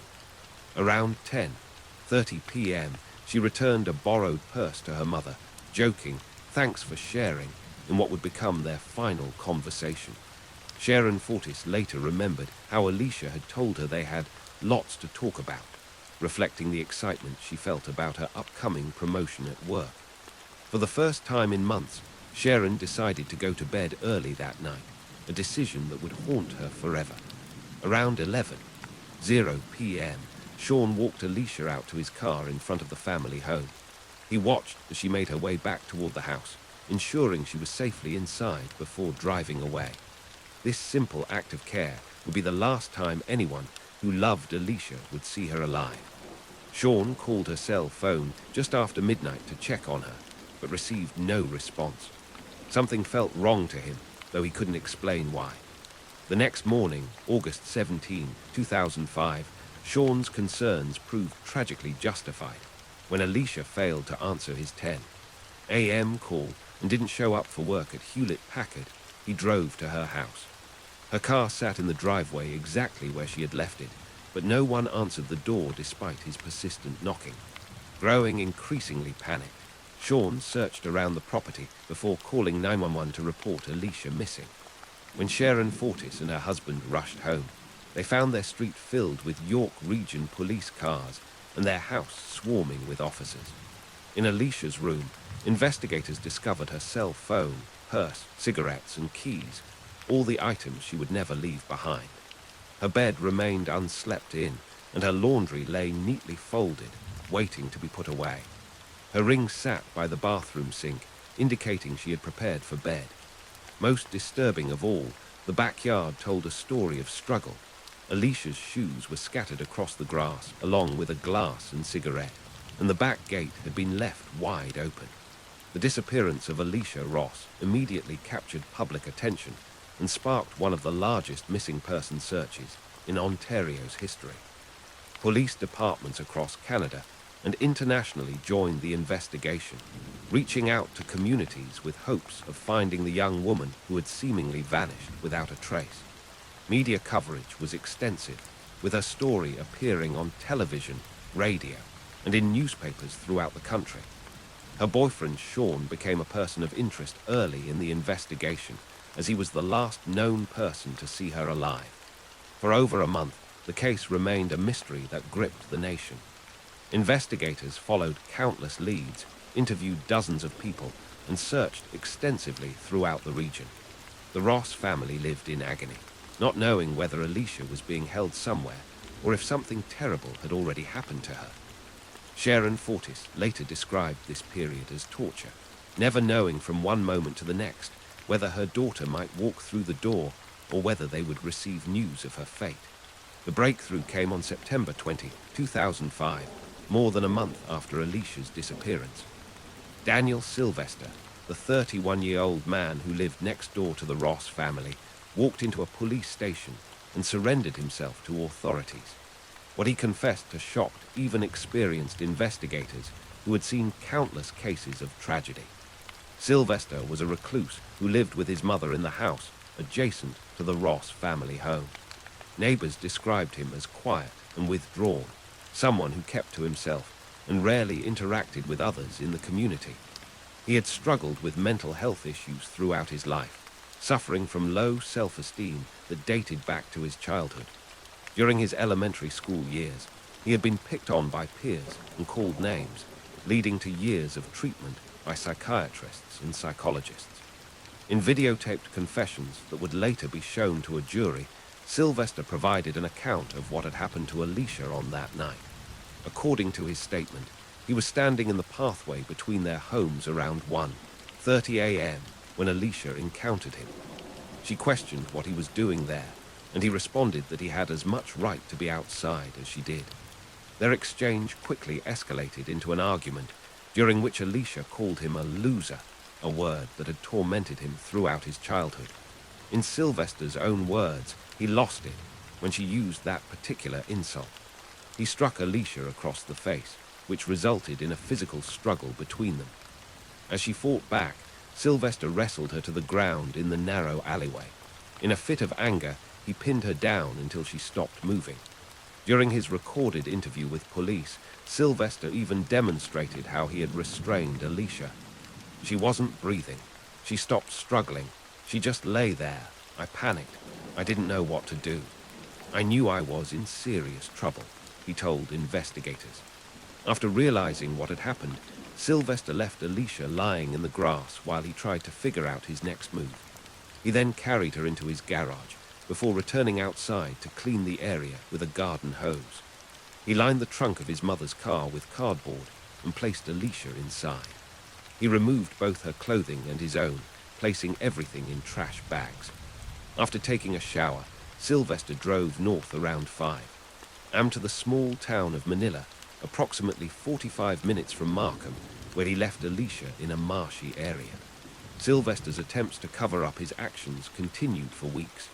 He discarded the trash bags containing their clothing, unknowingly throwing away his wallet with his driver's license and bank cards inside. He returned to the area multiple times, trying to recover his belongings, but was unable to locate them.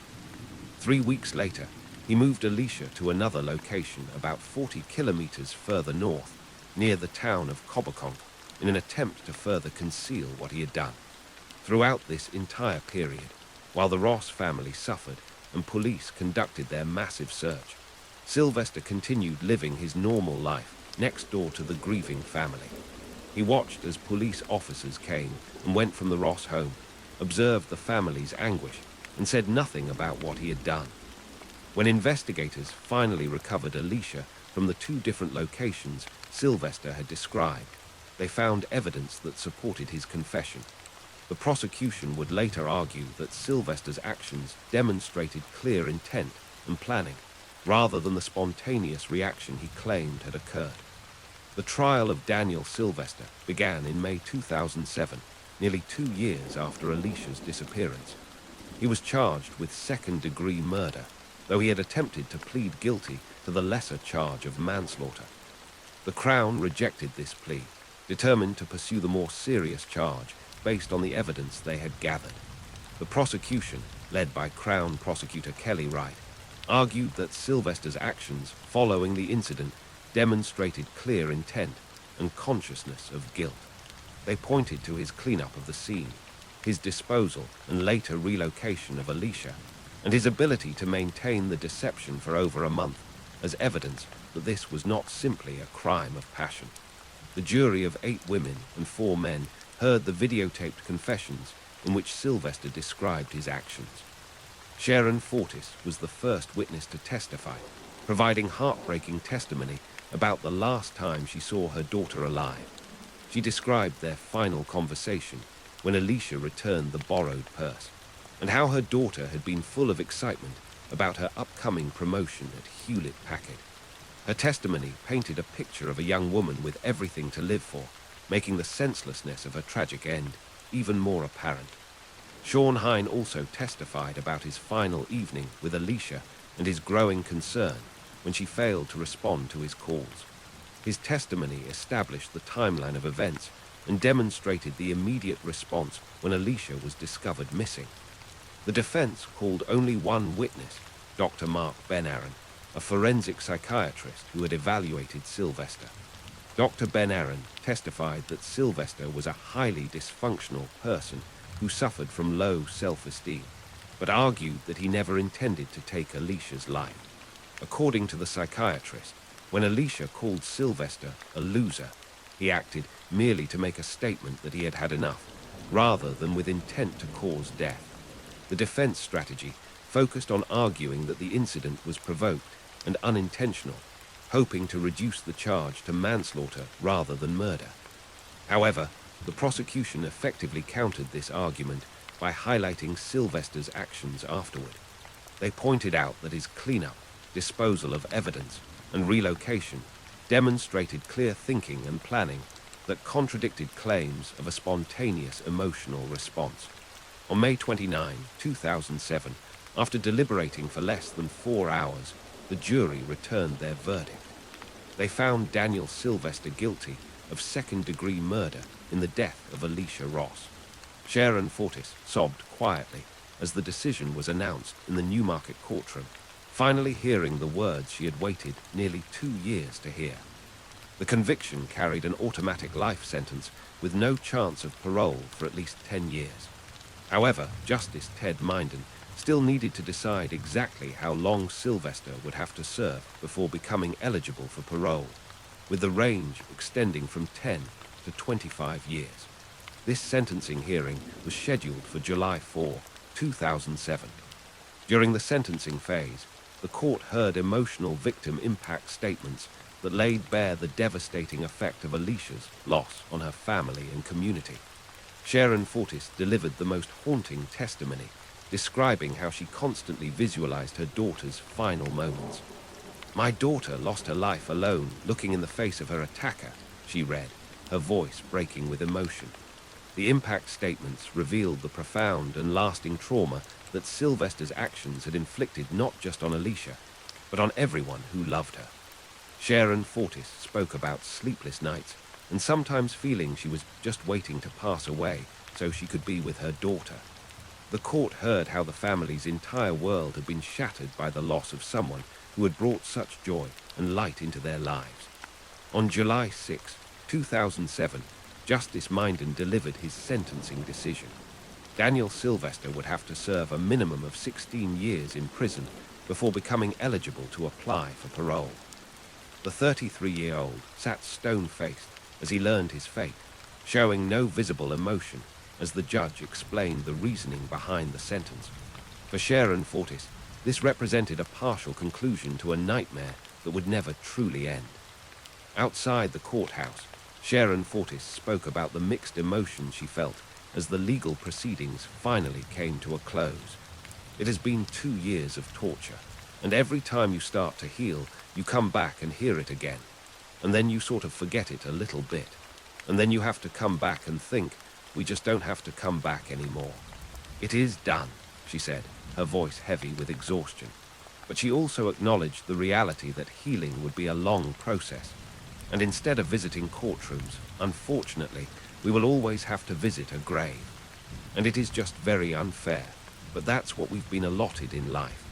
Sharon Fortis also spoke about what she saw as Sylvester's calculated deception throughout his confession and trial. She accused him of fabricating a craftily rehearsed story designed to minimize his culpability while appearing remorseful. It was put forward so cooperatively on video, so as to mask itself as a remorseful confession, she said outside the court.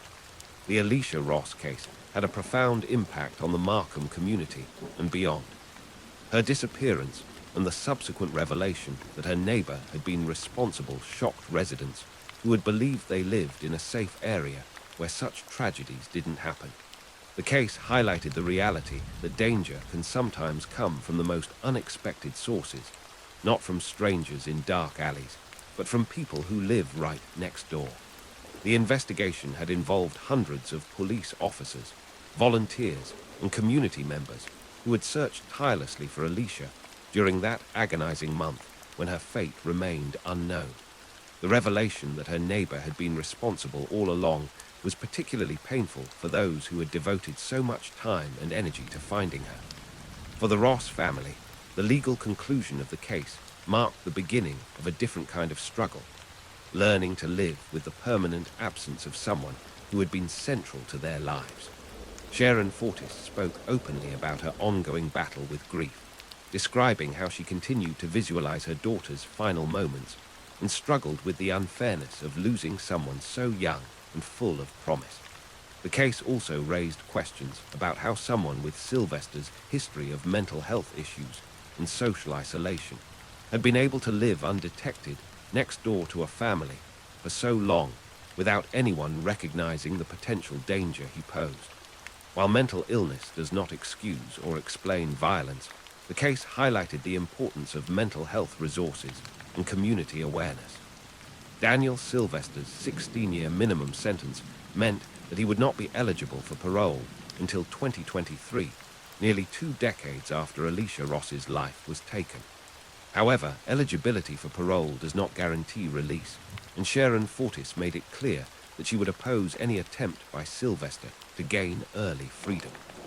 The family's fight for justice would continue long after the courthouse doors closed on the trial. In the years following the conviction, Sharon Fortis became an advocate for victims' rights and worked to ensure that Alicia's story would not be forgotten. She spoke publicly about the impact of violent crime on families and communities, using her daughter's case as an example of how one person's actions can destroy so many lives. The story of Alicia Ross serves as a reminder of how quickly life can change and how precious each moment with our loved ones truly is. She was a young woman with dreams, ambitions, and people who cared deeply about her well-being. Her promotion at Hewlett-Packard represented the beginning of what should have been a bright future filled with professional success and personal happiness. Instead, her life was cut short by a neighbor's momentary loss of control. Today, Alicia Ross is remembered not just as a victim, but as a daughter, friend, and colleague who brought joy to those around her. Her mother's tireless advocacy has helped ensure that her memory lives on and that other families might be spared similar tragedies. While Daniel Sylvester sits in prison serving his sentence, the Ross family continues to visit a grave instead of celebrating the milestones and achievements that Alicia will never have the chance to experience. The case stands as a testament to the importance of community vigilance, mental health awareness, and the ongoing need to support families who have been touched by violent crime. For Sharon Fortis and the Ross family, no amount of justice can bring Alicia back, but they have worked to ensure that her story serves as a powerful reminder of the need to protect the innocent and hold accountable those who choose violence.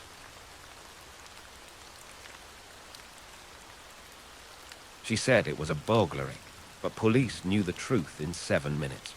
On a quiet November morning in 2005, a frantic 911 call would expose a dark secret that had been building for years in the small town of Robinson, Texas, just outside Waco. Darlene Gentry seemed to have everything a woman could want.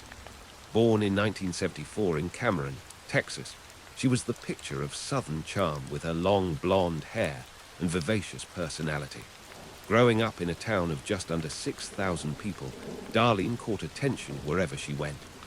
She was on the flag corps, served as homecoming queen, and had a magnetic personality that naturally drew people to her. Her mother, Judy Doskasil, remembered how Darlene's charisma made her stand out from an early age. After high school, Darlene attended Texas State Technical College to study dental assisting, where she first laid eyes on Keith Gentry. Keith was studying drafting and welding, and Darlene was immediately smitten with him. "My first impression was his eyes. He just had the most beautiful eyes," she would later recall. Keith was a small-town boy with rugged good looks, and the attraction was mutual.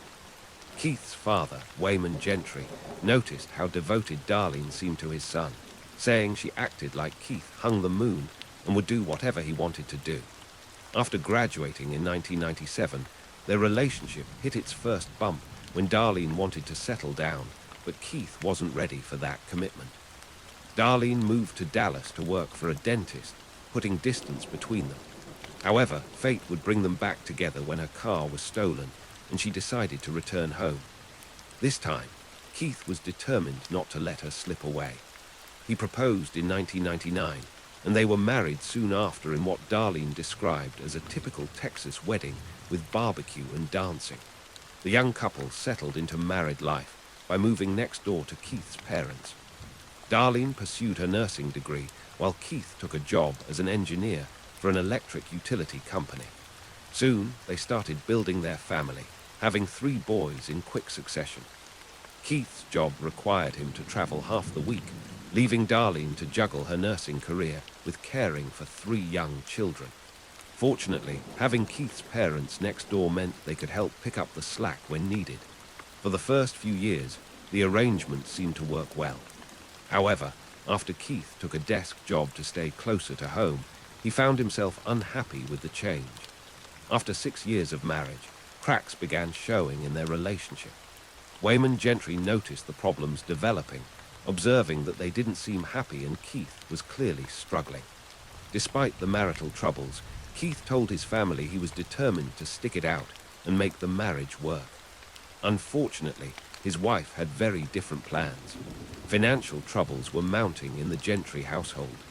According to investigators, Darlene had developed a habit of spending money on things other than bills, creating significant strain on the family budget. Keith's parents later told authorities that on the night before his passing, Keith had confronted Darlene about her spending habits in what they described as a heated discussion. Keith discovered that Darlene had secretly taken out multiple credit cards without telling him and had maxed them all out. The financial pressure was becoming overwhelming, and Keith went to his parents' house that evening to vent his frustrations about the situation. However, when asked about this confrontation later, Darlene painted a very different picture of events. She claimed the discussion wasn't heated at all, describing it instead as the most civil conversation they had probably ever had in their entire marriage. According to her version, they had calmly decided to consolidate all the credit cards into one payment to better manage their debt situation. What Keith may not have fully realized was that Darlene had taken out 2 substantial life insurance policies on him, totaling approximately $750,000. For someone facing mounting financial pressures, this represented a significant motive that investigators would later uncover. At 6:11 a.m. on November 9, 2005, Darlene Gentry placed a frantic call to 911. The audio recording captured her panicked voice saying, "I got up this morning. I was in my son's room because they didn't sleep. My back door was open. My husband's guns are all gone, and there's something on the bed, and he is struggling to breathe." When police arrived at the Gentry home on East Moonlight Drive in Robinson, they found Darlene still on the phone with the 911 operator.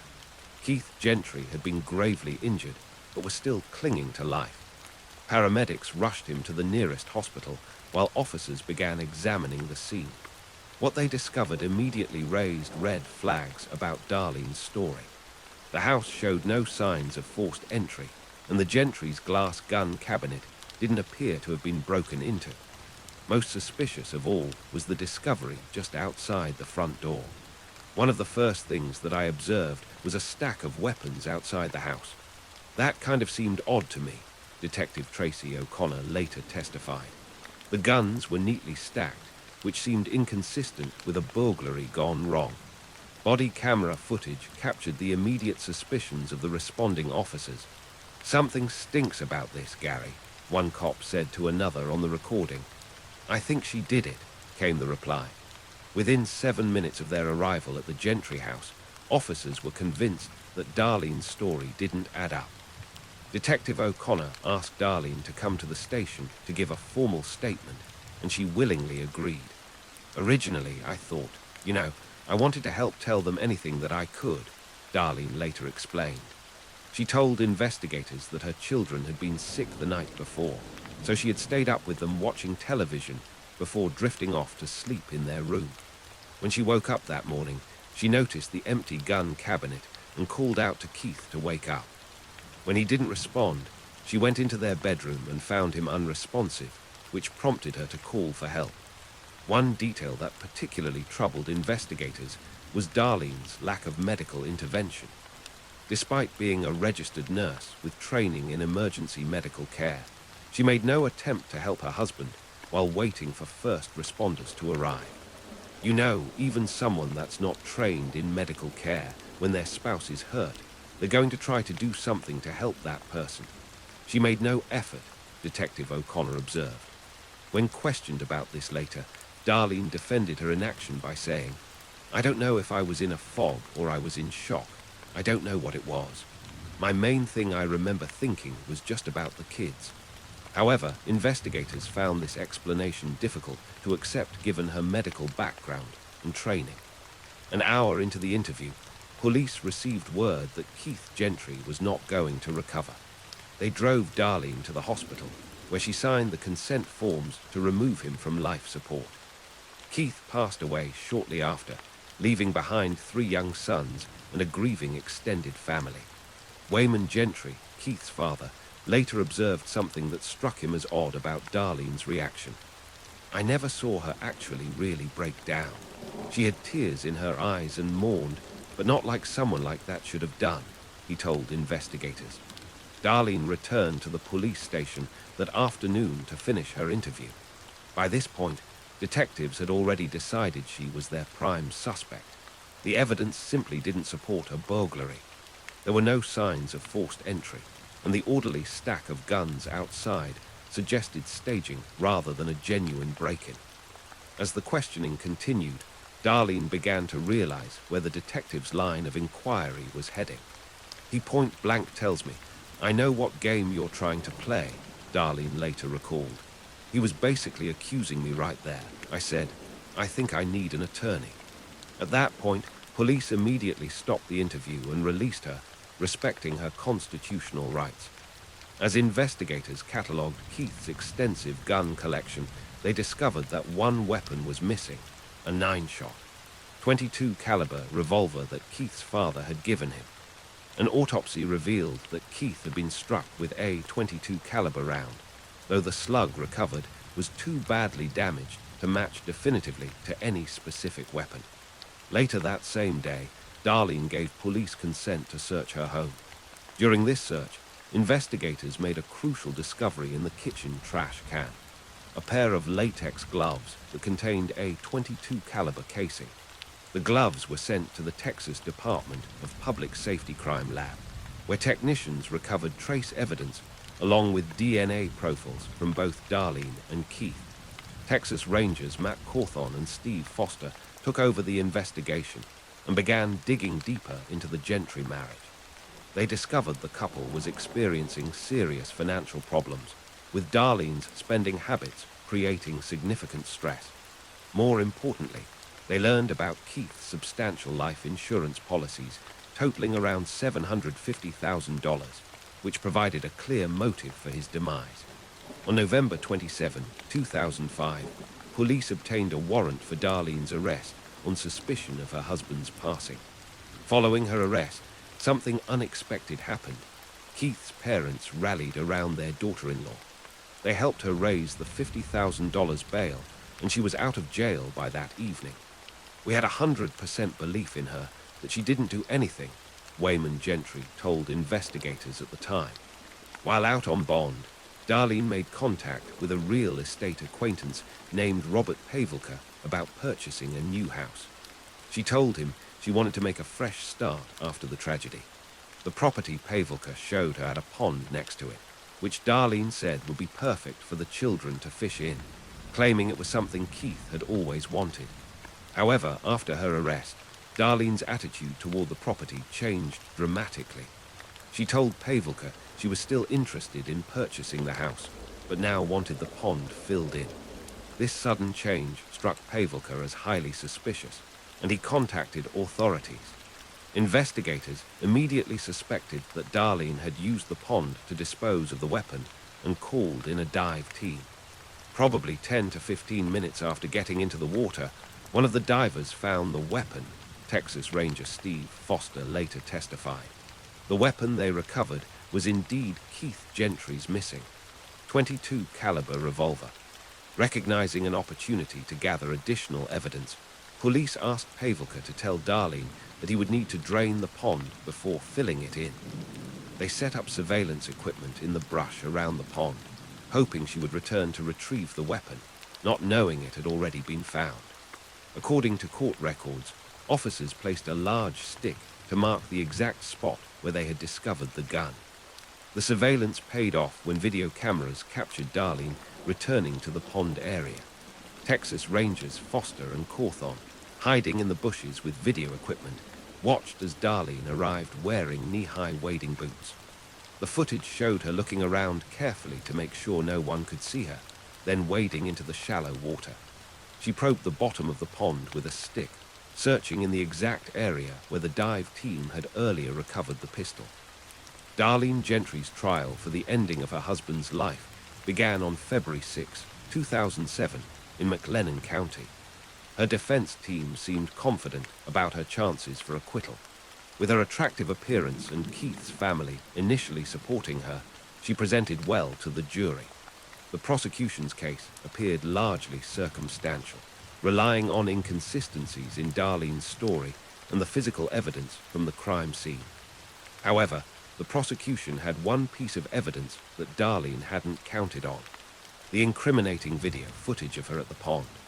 The state's case focused on several key elements that painted a picture of premeditated action rather than a random burglary gone wrong. First, prosecutors highlighted the inconsistencies in Darlene's account of events. Her story about burglars breaking in and stealing guns didn't align with the physical evidence at the scene. There were no signs of forced entry, and the neat stack of guns outside the house suggested staging rather than a genuine robbery. Second, the prosecution emphasized Darlene's suspicious behavior after the incident. Despite being a trained nurse, she made no attempt to provide aid to her husband. Her emotional reaction also seemed unusual for someone who had just lost a spouse. Third, the financial motive was compelling. Keith's substantial life insurance policies, combined with the couple's mounting debt problems, provided a clear reason for wanting him gone. The prosecution argued that Darlene saw the insurance money as a solution to their financial troubles. Fourth, the physical evidence strongly implicated Darlene. Fingerprints found on the guns discovered in the yard and on the gun cabinet belonged to her. The latex gloves found in the kitchen trash contained residue and DNA from both Darlene and Keith. Most damaging of all, the missing .22 caliber revolver was found in the pond that Darlene had specifically asked to have filled in. Finally, the video footage of Darlene at the pond was devastating to her defense. The prosecution argued that only someone who knew exactly where the weapon was located would go directly to that specific spot in the water. The fact that she came prepared with wading boots and searched precisely where the gun had been found was evidence of her guilty knowledge. The prosecution admitted their case was circumstantial, but they argued that when all the evidence was considered together, it clearly pointed to Darlene as Keith's perpetrator. They contended that Keith was well liked in the community with no known enemies, and there was no credible evidence of an intruder. Detective Noel testified that besides Darlene, there had been only one other person of interest in the case, and that individual had been quickly ruled out. According to court records, that person was Brent McCovey, the husband of one of Darlene's friends named Sarah. While the media reports don't provide details about why Brent was initially considered, One of Darlene's later appeals suggested that Keith was having an affair with Sarah and possibly Brent as well. However, investigators looked into this possibility and ruled Brent out for reasons not detailed in the public record. The defense attempted to introduce medical records showing that Keith and a married couple all had the same condition, arguing this established a possible third-party motive. However, the trial court excluded these medical records from evidence. The defense also challenged various aspects of the investigation and evidence collection, but these objections were unsuccessful. After hearing all the evidence and arguments, the jury deliberated for just 5 hours before returning with a guilty verdict. The video footage of Darlene at the pond, combined with all the other circumstantial evidence, was apparently all they needed to reach their conclusion. The following day, she was sentenced to 60 years in prison. According to news reports, Darlene remained unemotional as the verdict was read and removed her earrings before being taken into custody. Following Darlene's conviction, Keith's parents were awarded custody of his and Darlene's 3 young sons. As part of a 2010 court order, Darlene was prohibited from having any contact with her children. The boys, who had already lost their father, now also lost their mother to the prison system. Darlene has continued to maintain her innocence throughout her incarceration. She filed multiple appeals challenging various aspects of her conviction, including claims that her constitutional rights were violated during the investigation. In one appeal, she argued that the phone call from Pavelka that motivated her to visit the pond was made in violation of her Sixth Amendment right to counsel. She also challenged the trial court's decision to exclude the medical records that might have supported a third-party defense. The Texas Court of Appeals upheld her conviction in 2008, finding no merit in her legal challenges.